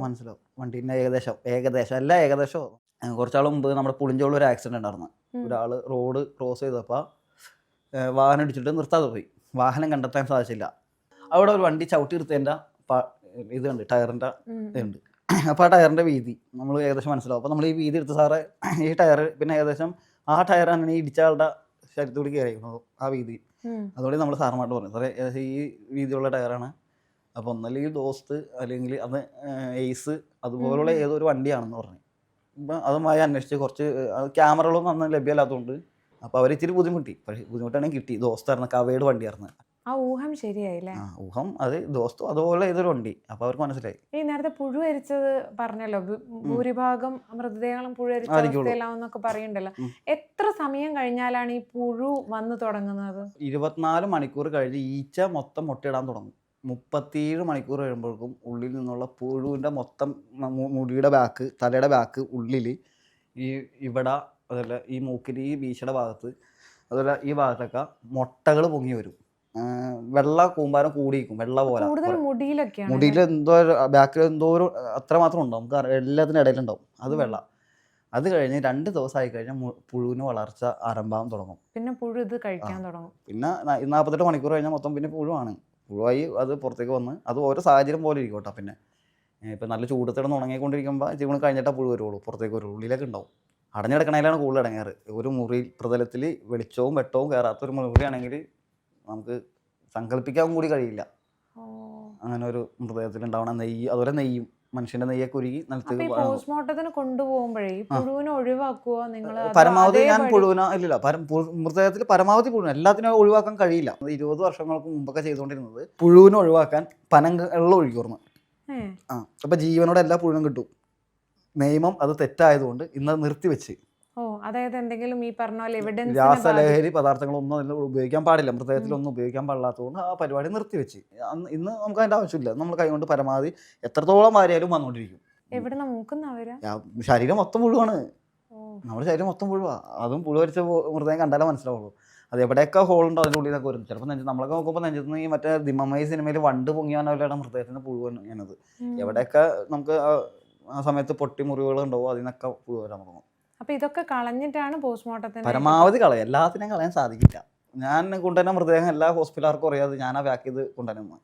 എല്ലാവർക്കും അറിയാൻ പറ്റും ആ മൃതദേഹം എടുത്തത് ഞാനാണെന്നും. കാരണം ആ രീതിയിലാണ് പൊതിഞ്ഞ്, എങ്ങനെയാണ് ഇസ്ലാം മതവിശ്വാസികളുടെ മൃതദേഹം അടക്കം ചെയ്യാൻ പൊതിയണം അതേപോലെ പൊതിയണം. അപ്പൊ അതിലേക്ക് വേണ്ട വസ്ത്രമൊക്കെ വിനുവാണോ വാങ്ങും? അനാഥനാണെങ്കിൽ നമ്മൾ തന്നെ എല്ലാം എടുക്കും, അജ്ഞാത മൃതദേഹങ്ങൾ. അപ്പൊ എന്തൊക്കെ വാങ്ങും? അത് ഇപ്പൊ പുഴു കഴിച്ചാണെങ്കിൽ ആദ്യം വേണ്ടത് ട്രാൻസ്പെറൻറ്റ് ഷീറ്റ് വാങ്ങും ഒരെണ്ണം. പിന്നെ ഒരു പ്ലാസ്റ്റിക് ഷീറ്റ്, D2ന്റെ ഷീറ്റ് വാങ്ങും. ഇതാണ് മൃതദേഹം പൊതിയാൻ ഉപയോഗിക്കുന്നത്. പിന്നെ അത് പൊതിഞ്ഞ് കെട്ടാം. പിന്നെ പോസ്റ്റ്മോർട്ടത്തിന് നമ്മൾ ഇതേപോലെ തന്നെ റിപ്പീറ്റ് അടിക്കും സാധനങ്ങൾ. പിന്നെ തുണി വാങ്ങണം, സോപ്പ് വാങ്ങണം, തോർത്ത് വാങ്ങണം, എല്ലാം വാങ്ങണം. അതൊക്കെ എന്തിനാണ്? കുളിപ്പിക്കാൻ. അജ്ഞാതായതുകൊണ്ട് വിനു തന്നെയല്ലേ അത് ഞാൻ മാത്രമല്ല, സാർമാര് പോലീസുകാരും. പിന്നെ വസ്ത്രവും തുണിയും? വസ്ത്രമല്ല, തുണി, വെള്ള തുണി. ഉടുപ്പിക്കാനുള്ള വസ്ത്രം, നമ്മൾ മുണ്ട് ഷർട്ട് അങ്ങനത്തെ വസ്ത്രങ്ങളല്ല, തുണിയാണ് എല്ലാം. കോട്ടൺ തുണി അളവനുസരിച്ച് തുണി വാങ്ങണം. അതായത് ഇപ്പോൾ 8 എണ്ണം വേണം, 10 എണ്ണം വേണം, 12 എണ്ണം വേണം. ഓരോ മൃതത്തിന് ഓരോ അതനുസരിച്ച് ഓരോ തുണിയാവും. ഷീറ്റും അതുപോലെയാവും. 2 സമയത്തും വേണത്, എടുക്കാൻ നേരത്തും വേണം, പോസ്റ്റ്മോർട്ടത്തിനും വേണം. ഈ ദേഹം മുറിഞ്ഞ മരണങ്ങളിലല്ലാതെ ബ്ലഡ് കണ്ടിട്ടുണ്ടോ? അതെങ്ങനെയാ വരുന്നത്? അതും ഇപ്പൊ മൂക്കിന്ന് വരും, ആദ്യം വായിൽ നിന്നും. അത് എത്ര മരണങ്ങളില്? അങ്ങനെയൊക്കെ ചോദിക്കില്ലേ? ഞാൻ ഇപ്പൊ അതൊന്നും ഒരിക്കലും പറയാൻ പറ്റില്ല. ഞാൻ എടുത്ത മൃതദേഹങ്ങൾക്കാണെങ്കില്ല ഈ 2021 പ്രകാരമുള്ള കണക്ക് പ്രകാരമാണ് 1500 മൃതങ്ങൾ 1500, ഞാൻ ശരിയാ. അടക്കം ചെയ്തേക്കണ മൃതങ്ങളുടെ കാര്യം പറഞ്ഞാൽ. ഓ ഇപ്പൊ ഒരു 2000 കടന്നുണ്ടാവും. ഈ 5 മാസം കൊണ്ട് ആലുവ ഡിവിഷനിൽ വന്നേക്കണ ഒക്കെ അനാഥ മൃതങ്ങളാണ്. ഇന്നലെ വന്നതും വരും തിരിച്ചറിഞ്ഞുള്ളൂ. ആണോ? എന്തായിരിക്കും അത്? ഈ മറുനാടൻ തൊഴിലാളികളുള്ളത് കൊണ്ടാണോ? അല്ല, അത് ചിലതേ എന്താ പറയുക, പല പ്രശ്നങ്ങളിൽ നിന്ന് വീട്ടിൽ നിന്ന് പോണതും വീടുമായി ബന്ധപ്പെടാത്തവരും പോയാൽ പോട്ടേന്ന് വിചാരിക്കണവരും ഒക്കെ ഉണ്ടാവും. പിന്നെ നമ്മൾ കിട്ടുന്ന മൃതദേഹങ്ങൾ ബന്ധുക്കൾക്ക് വരെ പെറ്റ തള്ളക്ക് വരെ തിരിച്ചറിയാൻ സാധിക്കില്ല. അതെന്നാണ് ഏറ്റവും വലിയ ഉദാഹരണം. ആര് വന്നാലും ഇത് എൻ്റെ മൃതദേഹം അല്ലെന്ന് പറഞ്ഞ് പോകാൻ അവർക്ക് പറ്റുള്ളൂ. യാതൊരു ഇതും നമുക്കതിൽ നിന്ന് കിട്ടില്ല. പിന്നെ നമുക്ക് കിട്ടുന്ന മോതിരമോ മൊബൈലോ അഥവാ ഉണ്ടെങ്കിൽ ഫോൺ ഉണ്ടെങ്കിലോ ഐഡൻറ്റിറ്റി കാർഡോ എന്തെങ്കിലും ഉണ്ടെങ്കിൽ ബന്ധുക്കളെ തിരിച്ചറിയണം. അവർ വന്നിട്ട് ഞങ്ങൾക്ക് നിർബന്ധിക്കാൻ പറ്റില്ല ഇത് നിങ്ങളുടെ ഇടുന്നത്. ഈ വന്ന ബന്ധു വന്ന് കണ്ടിട്ട് ഇത് എൻ്റെ അല്ല എന്ന് പറഞ്ഞാൽ പിന്നെ ഒന്നും ചെയ്യാൻ നമുക്ക് പറ്റില്ല. അങ്ങനെ ഒരു ആണ് നമ്മൾ അടുത്ത ബന്ധുക്കൾ ഉണ്ടായിരുന്നു എല്ലാം തിരിച്ചറിഞ്ഞു. പക്ഷെ ആദ്യം വന്നിട്ട് പറഞ്ഞു ഇതല്ല എന്ന് പറഞ്ഞു. രണ്ടാമത് വന്നിട്ട് അവരാണെന്ന് പറഞ്ഞാൽ ഇപ്പം അങ്ങനെ നടക്കൂല. നമ്മൾ എഴുതി വെച്ചാൽ പിന്നെ അതിന് DNA ടെസ്റ്റ് ഉൾപ്പെടെ പല കാര്യങ്ങളും ഒരുപാട് തന്നെയായിരുന്നോ? ഇല്ല, അത് ചെയ്യാൻ കൊടുത്തിട്ടുള്ളൂ. ഇപ്പോൾ ഒരുപാട് ഫോർമുല അത് നമ്മൾ നാളെ തന്നെ ചെയ്യാൻ കിട്ടുന്ന സാധനം. അപ്പൊ അതുവരെ എന്ത് ചെയ്യും? നമ്മളിപ്പോൾ അടക്കം ചെയ്ത് മൃതദേഹം നമ്മൾ അനാഥനായിട്ട് അടക്കം ചെയ്തു. അപ്പം എത്ര ദിവസം ഒരു അജ്ഞാത മൃതദേഹം? നിയമം 4 ദിവസം, 5-ാം ദിവസം എടുക്കണം. ഹോസ്പിറ്റലിൽ നിന്ന് എടുത്തോളണം. പോസ്റ്റ്മോർട്ടം കൊണ്ടേ അടക്കം ചെയ്യണം. പിന്നെ സമയം ഇടണം.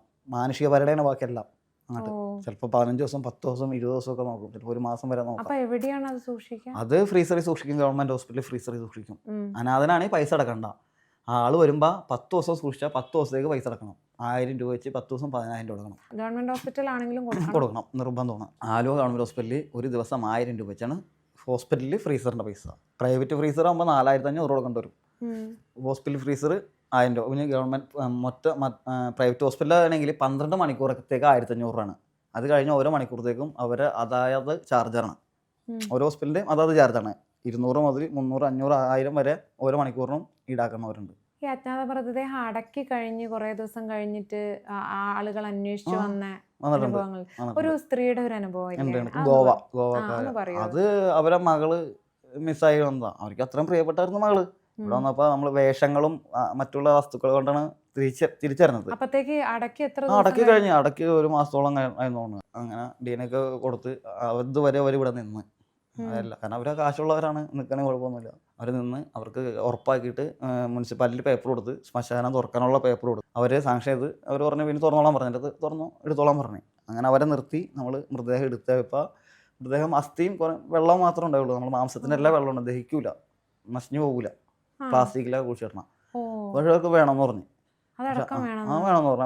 അവർക്ക് അവരുടെ ആചാരപ്രകാരം കൊണ്ടുപോയി കർമ്മം ചെയ്യാൻ അവർക്ക് വേണമെന്ന് പറഞ്ഞു. അങ്ങനെ അവർ ഇവിടുന്ന് വണ്ടി കയറ്റി നമ്മൾ തന്നെ. വീട്ടുകാരത് കണ്ടിട്ടൊന്നുമില്ലല്ലോ അല്ലേ? മൃതദേഹത്തിന് കാണാൻ പറ്റാത്ത അവസ്ഥയല്ല. കാണാൻ പറ്റുന്ന വസ്ത്രങ്ങളും മറ്റുള്ള കണ്ടാണ് തിരിച്ചറിഞ്ഞ എല്ലാം. അപ്പം അവർക്ക് കാണാൻ പറ്റില്ല. പക്ഷെ അവർക്കത് വേണം പറഞ്ഞു. നമ്മളത് തിരിച്ചെല്ലാം പാക്ക് ചെയ്ത് നമ്മൾ നല്ല ഭംഗിയായിട്ട് പാക്ക് ചെയ്ത് ഫ്രീസറിന്റെ ആവശ്യം. എല്ലാ മൃതദേഹങ്ങളും കവറിലിടും. ഇതുപോലെ ആക്കി ടാങ്കിൽ ഇറക്കി വെക്കണം. കാണാം, ഇത് കാണിക്കുന്ന കുഴപ്പമൊന്നുമില്ല. മൃതദേഹത്തിന്റെ ഫോട്ടോ കാണൂല. ഇതിപ്പോൾ ടാങ്കിൽ ഇറക്കി വെച്ചാണ് ഇതുപോലെ ഇറക്കി വെക്കും. അതിന്റെ നമ്മൾ പ്ലാസ്റ്റിക് കുപ്പി എഴുതി എടുത്ത ഡേറ്റ്, അടക്കം ചെയ്ത ഡേറ്റ്, ക്രൈം നമ്പർ ഇത്രയും എഴുതി നമ്മൾ മൃതദേഹത്തോടൊപ്പം. അത് മാഞ്ഞു പോലെ പ്ലാസ്റ്റിക് കുപ്പി നശിക്കൂല. പ്ലാസ്റ്റിക് കുപ്പിന്റെ കുപ്പിയിലാക്കി വെക്കും. കുപ്പിയിലാക്കി ഒരിക്കലും നശിക്കില്ല. പ്ലാസ്റ്റിക്കിന്റെ ഉള്ളിലേക്ക് ഒന്നും പോകാണ്ട് നശിക്കില്ല. അപ്പൊ നമ്മൾ എടുക്കും അത്. ഇപ്പൊ നമ്മൾ പേപ്പർ നോക്കുമ്പോൾ പേപ്പറിന്റെ കൂടെ ഇപ്പൊ മറ്റേ അച്ചാറാകുമ്പോൾ സ്ലിപ്പ് കിട്ടുന്നുണ്ട്. അതിന്റെ ഇച്ചിരി വലുതുണ്ട്. ഈ ഓരോ എക്യുപ്മെന്റ്സ് ഒക്കെ ആകുമ്പോൾ കിട്ടണം. അപ്പൊ അതും കൂടി കവറിലിട്ടാ വെക്കാറ്. ഈ അജ്ഞാത മൃതദേഹങ്ങളൊക്കെ കുഴിച്ചിടുക ചെയ്യാം, ഇല്ല കത്തിക്കാൻ പാടില്ല. എന്നാള് വന്നാലും തിരിച്ചു കൊടുക്കാൻ ബാധ്യസ്ഥനാണ്. നമുക്ക് മൃതദേഹം അടക്കം. പിന്നെ മാത്രമല്ല പലർക്ക് പല ആചാരങ്ങളായിരിക്കുമല്ലോ. അപ്പൊ നമ്മൾ കത്തിച്ചു കഴിഞ്ഞാൽ അത് പോയില്ലല്ലേ? കത്തിക്കാൻ പാടില്ല. ആരെങ്കിലും വിശ്വാസത്തിന്റെ അല്ല, കത്തിക്കരുത്. അത് വിശ്വാസമല്ല. അനാഥ മൃതദേഹം ഉണ്ടെങ്കിൽ നമ്മൾ കാത്ത് നിർത്തണം. ആ മൃതദേഹത്തിന് വേണ്ടി എന്തെങ്കിലും ഒരു ബന്ധു വന്ന് എടുത്തു കൊടുക്കാൻ കേരള പോലീസും നമ്മുടെ ഭരണകൂടവും അതിന് ബാധ്യസ്ഥനാണ്. എല്ല് പോലും അല്ലാത്ത രീതിയിൽ ചുണ്ണാമ്പ് വൈബ് ഉണ്ടാവും. അപ്പൊ അതെന്ത് ചെയ്യും? അതും വേണമെന്ന് പറഞ്ഞാൽ കൊടുക്കണം. അല്ലെങ്കിൽ അങ്ങനെ ചുണ്ണാമ്പായ അത് ചുണ്ണാമ്പായത് നമ്മൾ എടുത്തിട്ടുണ്ട്. പക്ഷെ അവർ കണ്ടപ്പോൾ തന്നെ അത് വേണ്ട എന്നാ അടക്കിക്കോളാൻ പറഞ്ഞു. ചുണ്ണാമ്പായെന്ന് പറഞ്ഞാൽ പിന്നെ കണ്ടപ്പോൾ മണം, ചുണ്ണാമ്പിന്റെ മണം വ്യത്യാസമാണോ, കുഴി മാന്തണ മണം വേറൊരു മണോ, അത് വേറെ ആരും അടുത്ത് കൂല. ഇത്തരത്തിലുള്ള അജ്ഞാത മൃതദേഹം ഏതാണ്ട് എല്ല് മാത്രമാവുന്ന എത്ര കാലം കഴിയുമ്പോഴാ? അത് നമ്മൾ ആക്കാൻ സമ്മതിക്കൂല. നമ്മള് അതിന് ഫോർമലിൻ അടിക്കുന്നുണ്ട്. നമ്മൾ ആക്കരുത്. പണ്ടെന്തോ ചുണ്ണാമ്പൊക്കെ ആയിരുന്നു. ഇത്തളിടും. അപ്പൊ നശിക്കൂലായിരുന്നു? നശിക്കും. ഇത് മറ്റുള്ള മാംസം നശിക്കും. അസ്ഥി അങ്ങനെ കിടക്കും. പക്ഷെ അത് തുറക്കാതെ ഉള്ളിലിടണം, ഉള്ളിലല്ല ഇടണം, ആൾക്കാർ ധാരണ ഉള്ളിലിടണം, പുറത്തിടണം, മൃതദേഹത്തിന് സമീപത്ത് ഇടണം. ഇപ്പൊ നമ്മൾ മൃതദേഹത്തിൽ നമ്മുടെ ഫോർമിൽ ഉപയോഗിക്കും. ഏകദേശം ഒരു 4-5 മാസമോളം ഭംഗിയായിട്ട് ഇടണോളൂ. പിന്നെ അതിന്റെ എഫക്റ്റ് ആരംഭിക്കുന്നു അവസാനം കിട്ടുന്ന മുടിയൊക്കെ അവസാനം ആവുള്ളൂ. 3 വർഷം കഴിഞ്ഞിട്ട് എടുത്ത ഒരു കുഴി തുറന്നപ്പോൾ പ്ലാസ്റ്റിക്കിന് മുടിയും കിട്ടിയിട്ടുണ്ട്. 3 വർഷം കഴിഞ്ഞിട്ട് എടുത്തിട്ട് കിട്ടിയിട്ടുണ്ട്. നമ്മൾ പ്ലാസ്റ്റിക്കിന് ഒരു വിട പോലും കൊടുക്കില്ല മൃതദേഹം പൊതിയുമ്പോൾ. ഈ വിനു എടുത്ത മൃതദേഹങ്ങളിൽ ഏതൊക്കെ കൊലപാതകങ്ങളായിട്ടുണ്ടാവും? എത്ര ശതമാനം ഉണ്ടാവും അതിൽ കൊലപാതകങ്ങളെ അടുത്ത് എനിക്ക് പുറത്തു പറയാൻ പറ്റില്ല. ഇപ്പോഴും നിലവിൽ കേസ് നടന്നുകൊണ്ടിരിക്കുന്നതാണ്. പെരുമ്പാവൂരിലെ നിയമ വിദ്യാർത്ഥിനിയുടെ കേസ് ഹോസ്പിറ്റൽ ഇൻക്വസ്റ്റ് ചെയ്ത് കാണാം. പിന്നെ അതുപോലെ നമ്മുടെ കൊച്ചിൻ്റെ ചാന്ദിനി മോളുടെ അതടക്കം ചെയ്യാൻ പോസ്റ്റ്മോർട്ടത്തിന് കയറ്റി എല്ലാം കഴിഞ്ഞവരെ ഞാൻ ഒറ്റക്ക് ഉണ്ടാവുള്ളൂ. ആ ചെറിയ 5 വയസ്സുകാരി കുട്ടി ഇറക്കാൻ നേരത്ത് എവിടെ നിന്നൊക്കെ ആളൊന്നും അറിയാൻ പോലെ ചാനലുകാരുമായി രാഷ്ട്രീയക്കാരുമായി മെമ്പർ രാജി സന്തോഷം വരെ മൃതദേഹത്തിനെ കെട്ടിപ്പിടിക്കാം. അതുവരെ ഒരാളുണ്ടായില്ല. അപ്പോഴാണ് വേറൊരു ഓട്ടോറിക്ഷക്കാരൻ പയ്യൻ വന്നിട്ട് കർമ്മം ചെയ്യണമെന്ന് പറഞ്ഞൊരു പ്രശ്നം ഉണ്ടാക്കി അവിടെ. ഏതൊരു ഓട്ടോറിക്ഷ ഓടിക്കണം തൃശ്ശൂരിൽ നിന്ന്. അതും ലോകത്ത് ഏറ്റവും വലിയ കൊച്ചിനോടൊന്നും ഒരിക്കലും മൃതദേഹത്തോടൊന്നും ഞാൻ ചെയ്യാൻ പാടില്ല. അവിടെ ഇട്ട് എല്ലാവരും മുതലാക്കിയ കൊച്ചിനാണ്. എന്നിട്ടിപ്പോൾ കുഴിച്ചിട്ട് അടുത്ത് കൊണ്ടുവരൊക്കെ കൊണ്ട് പൂക്കളവരെ നമ്മൾ ആ കുഴി വരെ തിരിഞ്ഞു നോക്കിയില്ല. വിനുവിൻ്റെ പുസ്തകത്തിൽ വായിച്ചതിൽ എനിക്ക് ഏറ്റവും അധികം ഹേർട്ട് ചെയ്തിരിക്കുന്ന ഒരു ഭാഗം എന്ന് പറയുന്നത്, ഏതോ ഒരു ഓടയെ കിടന്ന് ആകെ ജീർണിച്ച പല കഷ്ണങ്ങളായിട്ടുള്ള ഒരു മൃതദേഹം ഏറ്റെടുത്തതിന് ശേഷം അവിടെ വീട്ടിലെത്തിക്കഴിഞ്ഞപ്പം അവര് വിനുവിനെ അകറ്റി നിർത്തിയ ഒരു സംഭവം ഭയങ്കര ഹേർട്ട് ചെയ്തു. അത് ഒന്ന് പറയൂ എന്താന്ന്? ഒരു മൃതദേഹം കിടക്കണ്ട് ചിതറിക്കണ്ട്. അപ്പൊ ഞാൻ നോക്കുമ്പോ മൃതദേഹം കിടക്കണത് ഈ തമിഴ്നാടൊക്കെ ദൂരം അന്ന് തോടുണ്ടായിരുന്നു. അടിച്ച് അങ്ങോട്ട് ഇട്ടത് മലം ഉണ്ടായിരുന്നു. മൃതദേഹത്തിൽ ചിതറി കിടക്കുന്ന മൃതദേഹത്തിലും മുറിഞ്ഞെടുക്കാൻ അവശിഷ്ടമൊക്കെ മനുഷ്യന്റെ മലമാണ്. അപ്പൊ മകൻ വന്നപ്പോൾ മകനെ സഹിക്കാൻ പറ്റില്ല. മകനോട് കിടന്ന് കരയുമ്പോൾ ഞാൻ അവിടെ ചെയ്യണതൊക്കെ മകൻ കണ്ടുകൊണ്ടിരിക്കുക. അപ്പൊ ഇതെല്ലാം കഴിഞ്ഞ് മൃതദേഹം അവരുടേതായ മതവിശ്വാസപ്രകാരം കൊണ്ടുപോകുമ്പോൾ പിന്നെ വേറെ ആരും തൊടാൻ പാടില്ല. പക്ഷെ എനിക്കത് എന്നെ സംബന്ധിച്ച് എനിക്ക് അങ്ങനെ ഞാൻ ചിന്തിച്ചില്ല. അവിടെ കൊണ്ടുപോയപ്പോൾ അവർ പറഞ്ഞു ഇനി അവിടെ കുറേ അത് വലിയ ആൾക്കാരുണ്ടല്ലോ, വലിയ ആൾക്കാരെന്ന് പറഞ്ഞാൽ അതുമായി ബന്ധപ്പെട്ട ആൾക്കാരും നമ്മളെക്കാലം അറിവും പ്രായവും ഉള്ള ഒരുപാട് പേരുണ്ട്. അപ്പം അത്ര പേര് പറഞ്ഞ് കാഫറുകൾ ഇനി മൃതദേഹത്തിൽ തൊടരുന്ന് പറഞ്ഞു. അപ്പോൾ ഞാനപ്പോൾ തന്നെ സ്ട്രെച്ചർ നേരത്തേക്ക് വെച്ച് പിന്നെ വണ്ടി നമ്മൾ തൊടേണ്ട ആവശ്യമില്ല എടുത്തപ്പോഴും. അപ്പം അത് ഈ മകന് ഇഷ്ടപ്പെട്ടില്ല. അവർക്കെതിരെ അപ്പം അയക്കാടെ ഭാഗത്ത് വെക്കാൻ കുറേ ചെറുപ്പക്കാർ പിള്ളേർ ചേട്ടന്മാർ ഉണ്ടായിരുന്നു ഒരു വിഭാഗം. ലസാചേട്ടൻ പറഞ്ഞ് ഈ കാഫറേ ഉണ്ടായുള്ളൂ എൻ്റെ വാപ്പാനെ എടുക്കാൻ, ഈ കാഫറേ ഉണ്ടായുള്ളൂ എൻ്റെ വാപ്പയുടെ തീട്ടം കോരി കളയാൻ, ഈ കാഫറേ ഉണ്ടായുള്ളൂ എൻ്റെ വാപ്പനെ ഇവിടെ എത്തിക്കാൻ, ഇനി ഈ കാഫർ തൊട്ടിട്ട് നിങ്ങൾ തൊട്ടാൽ മതി എന്ന് പറഞ്ഞ് എന്നെ കൊണ്ട് തന്നെ അടക്കാൻ ചെയ്യും. ആ കുഴിയിൽ എന്നെ കൊണ്ട് എന്ത് മതത്തിൻ്റെ പ്രശ്നം വന്നാലും കുഴപ്പമില്ല, ഈ കാഫർ തൊട്ടതെന്ന് പറഞ്ഞ് ഇത് പറയുന്നത് പോലെ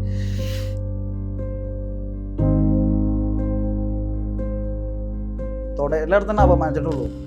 അപ്പം അറപ്പോടെ മാറ്റി നിർത്തിയിട്ടുള്ളൂ. പക്ഷെ അറപ്പോടെ മാറ്റി നിർത്തിയ ഒരാളിൽ നിന്ന് സ്വന്തം മകൻ്റെ വായിന്നത് കേട്ടപ്പോൾ നമുക്ക് അധികം വേറെ സന്തോഷമൊന്നും വേണ്ടല്ല. അത് വലിയൊരു ഇതാണ്. നമുക്ക് എപ്പോഴും പറയുമ്പോൾ എനിക്ക് എന്താ പറയുക, ഒരു വല്ലാത്തൊരു അനുഭവം ഒരിക്കലും മറക്കാൻ പറ്റില്ല. എടുക്കാൻ പോലും ആരുണ്ടായിരുന്നു. കൂടി വയ്ക്കാൻ ഒരുപാട് പേരുണ്ടായിരുന്നു. എല്ലാവരും മൂക്കൂത്തി വന്നവരൊക്കെ മൂക്കൂത്തി മാറിയുന്ന സമയമായിരുന്നു. വൃത്തിയായി പോസ്റ്റ്മോർട്ടം ചെയ്ത് തൈമോൻ ചെയ്ത് കഴിഞ്ഞിട്ട് തുടരുന്ന് പറഞ്ഞപ്പോൾ നമുക്കത് എന്താ പറയുക, ഉൾക്കൊള്ളാൻ കഴിയില്ല പറയുമ്പോൾ. ഞാൻ വലിച്ചോട്ടെ അവർ. അപ്പം അവിടെ നിന്നുകൊണ്ടാണ് മകനും മകൻ്റെ കുറച്ച് ചേട്ടന്മാരും ഉണ്ട് കേട്ടോ, ആൾക്കാരുണ്ട്, മകൻ്റെ ആൾക്കാരും ഉണ്ട്, ചെറുപ്പക്കാരും ഉള്ളവരുണ്ട്. അവരൊക്കെ കൂടിയാണ് ലാസ്റ്റ് എന്നെ കൊണ്ട് തന്നെ മകൻ പിടിക്കുന്ന സ്ഥാനത്ത് എന്നെ കൊണ്ട് തന്നെ പിടിപ്പിച്ച് കുഴിയിലേക്ക് ഇറക്കി വെച്ച് ഒരുപടി മണ്ണ് ഇടിപ്പിച്ചിട്ടത് എന്നോട് നിന്ന് വിട്ടോളൂ. പൈസയും ഒന്ന് നമ്മൾ ചോദിക്കേണ്ട ആവശ്യം വന്നിട്ട് ഇങ്ങനെയൊക്കെ തരുമെന്ന് ഓരോരുത്തരും കൊണ്ട് തന്നു പോക്കറ്റിൽ. അവരെല്ലാം ഉള്ളത് ഓരോരുത്തർ പലവരോട്ടത് വെച്ചോട്ടെന്നും പറഞ്ഞു.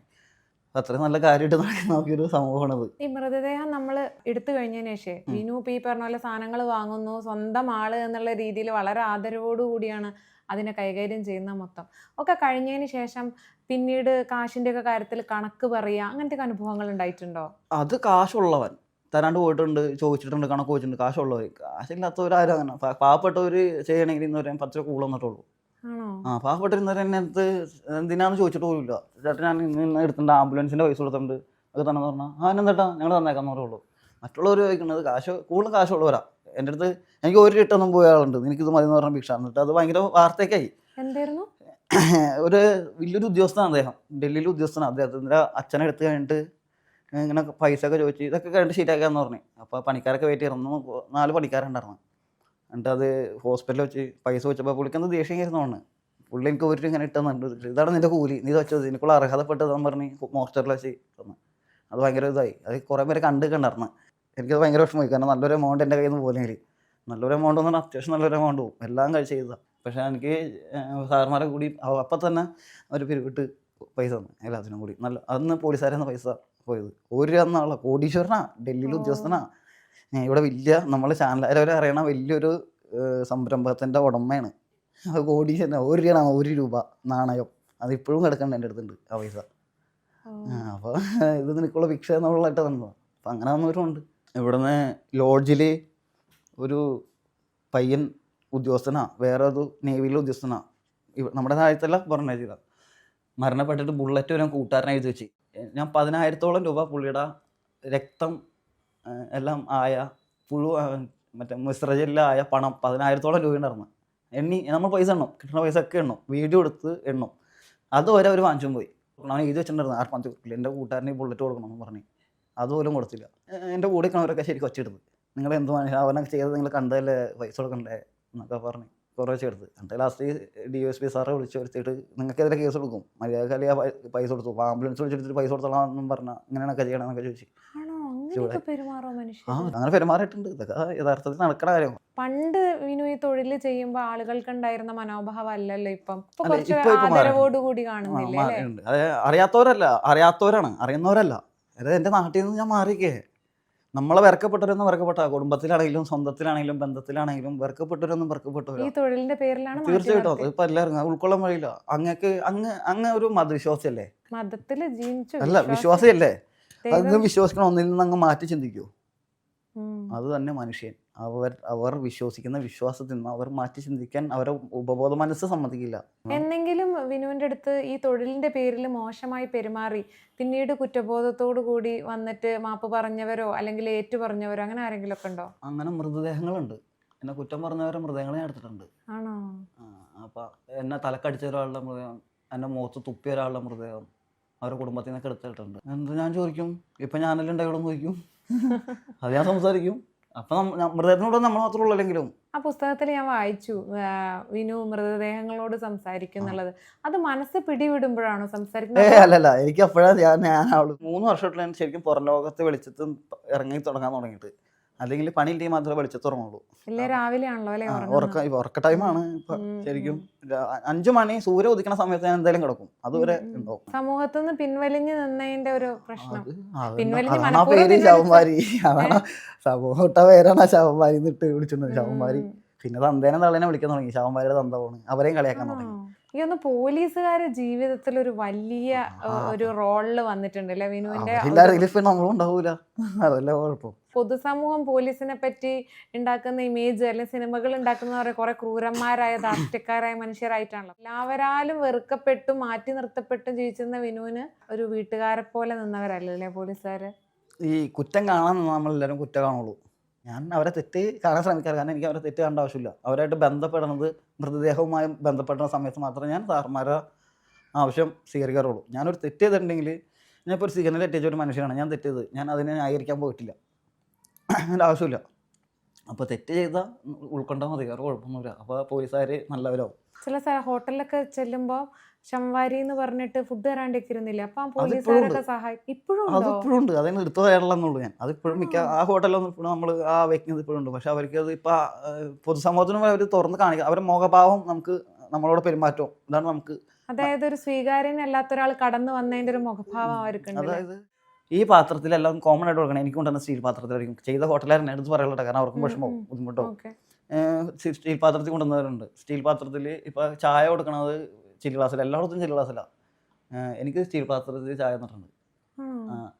അപ്പം അങ്ങനെ സംഭവിച്ചില്ല, ഉണ്ടായിട്ടുണ്ട്. ഇപ്പം ഇങ്ങനെ പോകാറില്ല, ഇപ്പം അങ്ങനെ ഹോട്ടലിൽ പോകാറില്ല, അങ്ങനെ ആവശ്യമാരല്ല. പിന്നെ പോയാലല്ലേ അങ്ങനെ ഒരു തന്നെ ഉള്ളൂ. എനിക്കിവിടെ തന്നെ വിളിച്ചിരുത്തുന്ന കുറേ ഹോട്ടലുകാരുണ്ട്, ഇക്കമാരുണ്ട്. ആ ഇക്കമാരെ ഹോട്ടലിലൊക്കെ പോകുള്ളൂ. എപ്പോൾ ചെന്നാലും ഭക്ഷണമുണ്ട്. ആ ഇക്കൊക്കെ എനിക്ക് വേണ്ടി ഒരുപാട് മറ്റുള്ളവരോട് സംസാരിച്ചിട്ടുള്ള. ആരെയും കുറ്റം പറയാൻ പറ്റില്ലെന്നേ. എനിക്ക് വിശപ്പ്, ഞാൻ എല്ലാവരും പോലെ 3 നേരം ഭക്ഷണം കഴിക്കുന്ന ആളല്ല. എനിക്ക് എപ്പോൾ വിശന്നോ അപ്പോൾ മാത്രം കഴിക്കുന്ന ആളാണ്. വിശന്നില്ലേ കഴിക്കുകയില്ല. അപ്പോൾ ഇപ്പോൾ വൈകുന്നേരമാണ് വിശക്കുന്നത്, രാവിലെ തൊട്ട് വൈകുന്നേരമാണ് വിശക്കുന്നത്, വൈകുന്നേരം കഴിക്കുള്ളൂ. എൻ്റെ കൂടെ വന്ന് എല്ലാവർക്കും അറിയാം, സാർമാർക്കും അറിയാം എല്ലാം. അപ്പോൾ വിശക്കുന്ന സമയത്ത് നമുക്ക് കഴിച്ചേ പറ്റൂ. കാരണം 1 നേരം അല്ലെങ്കിൽ 2 നേരം കഴിക്കണുള്ളൂ. അപ്പോൾ നമുക്ക് ആ സാഹചര്യം അനുസരിച്ച് ചിലയിടത്ത് ചെല്ലും. അപ്പോൾ ചെല്ലണ സമയത്ത് മറ്റുള്ളവരും കൂടി ഉണ്ട്, നമ്മളത് ഓർക്കണം. മൃതദേഹം ഉണ്ടെങ്കിൽ 2 നേരം കുളിക്കണം. പണിക്ക് പോയിട്ട് വന്നു കഴിഞ്ഞാൽ ഒരെണ്ണം ഇലകളൊക്കെ ഇട്ട് വെള്ളം തിളപ്പിച്ച് കുറേ നേരമൊക്കെ കഴിഞ്ഞ് പിന്നെ ഒരു കുളിയുണ്ട്. അതുകൊണ്ട് കഴിഞ്ഞാലൊന്നും നമ്മൾ അണുക്കൾ പോകുള്ളൂ. അപ്പോൾ ഇതൊന്നും ഇല്ലാണ്ട് ഒരു ഹോട്ടലിലേക്ക് കയറി ചെല്ലണം. സ്വാഭാവികമായിട്ട് മണം അറിയും, മറ്റുള്ളവർക്കും ബുദ്ധിമുട്ടാവും, അവർക്കും ബുദ്ധിമുട്ടാവും. നമുക്കതുകൊണ്ട് അവരെ കുറ്റം പറയാൻ യാതൊരു നിർവാഹമില്ല. ഒരു മൃതദേഹം കൈകാര്യം ചെയ്തതിന് ശേഷേ ഏതൊക്കെ രീതിയിലാണ് ദേഹശുദ്ധി വരുത്തുന്നത്? സ്പിരിറ്റ് ഉണ്ട്, സ്പിരിറ്റ് നമ്മുടെ കൈനകങ്ങളിലൊക്കെ ഉള്ളത് നമ്മൾ കൈ കഴുകും. അത് സാർമാർക്ക് എല്ലാവർക്കും കൊടുക്കും, എല്ലാവർക്കും നിൽക്കണവർക്ക് കൊടുക്കും. കാരണം അണുക്കൾ കണ്ട് വീട്ടിൽ പോകാൻ. അത് കഴിഞ്ഞിട്ട് ഇവിടെ വെള്ളം പറഞ്ഞിട്ടുണ്ടോ, വെള്ളം വയ്ക്കാൻ പറഞ്ഞിട്ടുണ്ടോ, അപ്പോൾ അതിൽ ആര്യവേപ്പ്, തൊട്ടാവാടി, പ്ലാവ്, മാവല ഒക്കെ എല്ലാ വെള്ളം ഇടും. പനിക്കൂർക്ക, തുളസി, ഞരഞ്ഞിൽ ഇതെല്ലാം ഇട്ട് വെള്ളം തിളപ്പിക്കും. വെള്ളം കടും പച്ച നിറത്തിലാവും. അതിലെ കുളിക്കുള്ളൂ, അതിലെ കുളിക്കാൻ പറ്റുള്ളൂ. എൻ്റെ ശരീരത്ത് മുടിയുടെ ഇടയിലൊക്കെ എവിടെയെങ്കിലൊക്കെ ഉണ്ടാവും രക്തമോ തൊലിയോ എന്തെങ്കിലുമൊക്കെ ഉണ്ടാവും, അല്ല പുഴുവെങ്കിലും ഉണ്ടാവും, എന്തെങ്കിലുമൊക്കെ എവിടെയെങ്കിലൊക്കെ ഉണ്ടെങ്കിലും പോയിക്കോളും. ഇപ്പം എന്തായാലും ദേഹത്ത് വരുമ്പോൾ പുഴു എന്തായാലും എവിടെയെങ്കിലും ഉണ്ടാവും. എൻ്റെ ദേഹത്ത് എന്തായാലും പുഴു ഉണ്ടാവും, ഉറപ്പാണ്. വസ്ത്രത്തിൻ്റെ ഇടയില, കൈയുടെ മടക്കിൻ്റെ ഇടയില, ഒന്നും പറയാൻ പറ്റില്ല. പിന്നെ ഈ ചെരുപ്പ് എന്ത് ചെയ്യും? അങ്ങനെ ചെരുപ്പ് പുറത്ത് വെയിലത്ത് അവിടെ ഇട്ടിട്ടുണ്ട് മൂലൊക്കെ. അതെന്തോ സ്പിരിറ്റിലിട്ട് വെക്കുന്നു? ചെരുപ്പ് മൂലൊക്കെ ഇട്ട് അത് കാർബൈഡും സ്പിരിറ്റും കൂടി മിക്സ് ചെയ്തിട്ട് ഇട്ടുള്ളൂ. ഒരു സാധാരണക്കാര് നമ്മൾ മൃതദേഹങ്ങൾ എല്ലാ ദിവസവും കാണുന്നില്ലല്ലോ.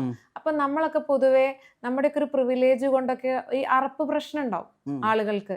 പക്ഷെ വിനുവിനെ സംബന്ധിച്ച് എല്ലാ ദിവസവും മൃതദേഹങ്ങളെ കാണുന്നത് കൊണ്ട് തന്നെ വിനുവിന് അത് തൊഴിലിന്റെ ഭാഗമായി ഒരു സാധാരണക്കാരി. ഇപ്പൊ പോസ്റ്റ്മോർട്ടം ചെയ്ത സർജനെ അടുത്ത് ഞാൻ സംസാരിച്ചപ്പം പുള്ളിയും പറഞ്ഞിരുന്നു പുള്ളിയുടെ നിത്യജീവിതത്തിനൊന്നും അത് ബാധിച്ചിട്ടൊന്നും ഇല്ലാന്ന്. പക്ഷെ ഞാൻ എഴുതിയ ഒരു കാര്യം എന്നെ അത്ഭുതപ്പെടുത്തി. അതായത് രക്തം തെറിച്ച ബ്രെഡും പഴവും ഒരിക്കൽ കഴിച്ചിട്ടുണ്ട് എന്ന് പറഞ്ഞപ്പോ എനിക്കത് ഭയങ്കര ഒരു അത്ഭുതം തോന്നി. അതെങ്ങനെ വിശപ്പിന്റെ മുന്നിൽ ഒന്നുമല്ല. കാട് കയറിപ്പോയി മൃതദേഹം കണ്ട അവസ്ഥ വരും.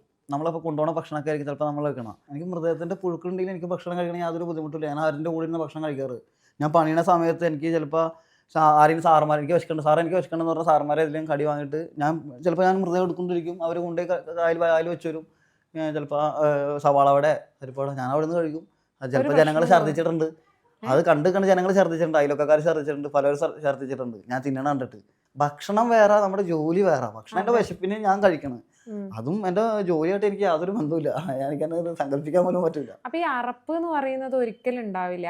അറപ്പ് ഉണ്ടായിട്ടില്ല എന്നല്ല, ഉണ്ടായിട്ടുണ്ട്, അറപ്പുണ്ടായിട്ടുണ്ട്. ഇപ്പൊ ഞാൻ എന്താ പറയാ, പണ്ടൊന്ന് ചാണകത്തിൽ ചവിട്ടാത്ത ആളായിരുന്നു. എൻ്റെ വീടും ചാണകം മെഴുകിയ വരെ. അപ്പൊ എൻ്റെ അമ്മയുടെ സാരി ഞാൻ നിലത്ത് വിരിച്ചിട്ട് ഞാൻ നടന്നുകൊണ്ടിരുന്ന അമ്മയുടെ അത്ര അറപ്പായിരുന്നു എനിക്ക്. അത്ര അറപ്പുള്ള ആളാ, പേടി. ഞാൻ 5 മണി കഴിഞ്ഞാൽ ഞാൻ 5 പിള്ളേരൊക്കെ അശോക ഗ്രൗണ്ടിൽ കളിച്ചുകൊണ്ടിരിക്കുമ്പോൾ ഇരുട്ട് അസ്തമനമായി കഴിഞ്ഞാൽ ഞാൻ പുറത്തോട്ട് കൂലായിരുന്നു.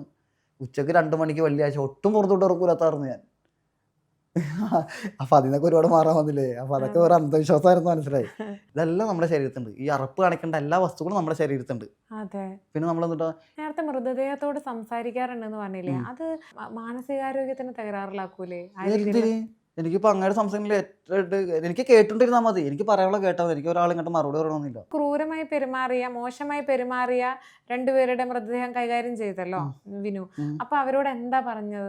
അവരോട് എന്താ പറയാ, ഇപ്പൊ ആരുണ്ടായപ്പോ വീട്ടുകാരുണ്ടായപ്പോ ഞാനല്ലടാ നിനക്കുള്ളൂ എന്ന് ചോദിച്ചു. ഞാനല്ലേ നിനക്കുള്ളൂ, വേറെ ആരെങ്കിലും നിന്റെ അടുത്ത് ആരെങ്കിലും ഉണ്ടോ? നീ ആർക്കൊക്കെ ഉണ്ടാക്കി കൊടുത്തു? നീ ആർക്കൊക്കെ വേണ്ടി എന്താ? നീ സ്നേഹിച്ച പെണ്ണെവിടെ? നിന്റെ ഭാര്യ എവിടെ എന്നൊക്കെ ചോദിക്കും.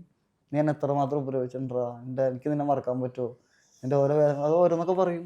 ആളുകളുടെ മൃതദേഹം കണ്ടു കഴിഞ്ഞാൽ എന്തായാലും നമ്മൾ ചെറുതായി ഒന്നും അലഞ്ഞു പോവുമല്ലോ. എനിക്ക് തോന്നുന്നു വിനു ആദ്യമായിട്ട് എടുക്കുന്ന മൃതദേഹം എന്ന് പറയുന്നത് വിനുവിന്റെ ഏറ്റവും അടുപ്പുള്ള ഒരു ചങ്ങാതിയാണല്ലോ മിഥുന്റെ.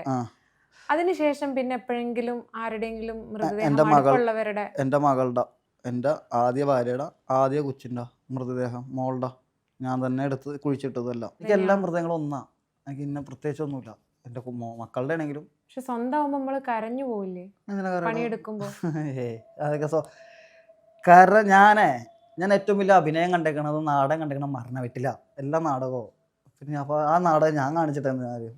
അതിലെന്താ കരയാനുള്ള? നമ്മൾ ഭയങ്കര സ്നേഹിക്കുന്ന ഒരാൾ നമുക്ക് നഷ്ടപ്പെട്ടില്ലേ, പിന്നെ അയാളെ കാണാൻ നമുക്ക് പറ്റില്ലല്ലോ. അത് ആലോചിച്ചിട്ടല്ലേ നമ്മൾ കരയുന്നത്. അങ്ങനെ കരഞ്ഞിട്ടുണ്ട്, പക്ഷെ മരണത്തിൽ കരഞ്ഞിട്ടില്ല. എന്നെ നാട് അപമാനിച്ചപ്പോൾ ഞാൻ കരഞ്ഞ സങ്കടം വന്നിട്ടുണ്ട്. കാരണം ഞാൻ മനുഷ്യനാണ്, എനിക്ക് വികാരം ഉണ്ടാവും. എല്ലാവരും അപമാനിച്ചോണ്ടിരിക്കല്ലേ, കളിയാക്കിക്കൊണ്ടിരിക്കല്ലേ.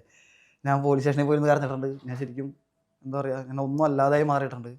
മൃതദേഹത്തിൽ ഞാൻ ഇതുവരെ കരഞ്ഞിട്ടില്ല, ഇനി നാളെ എങ്ങനെയാണെന്ന് എനിക്കറിയില്ല.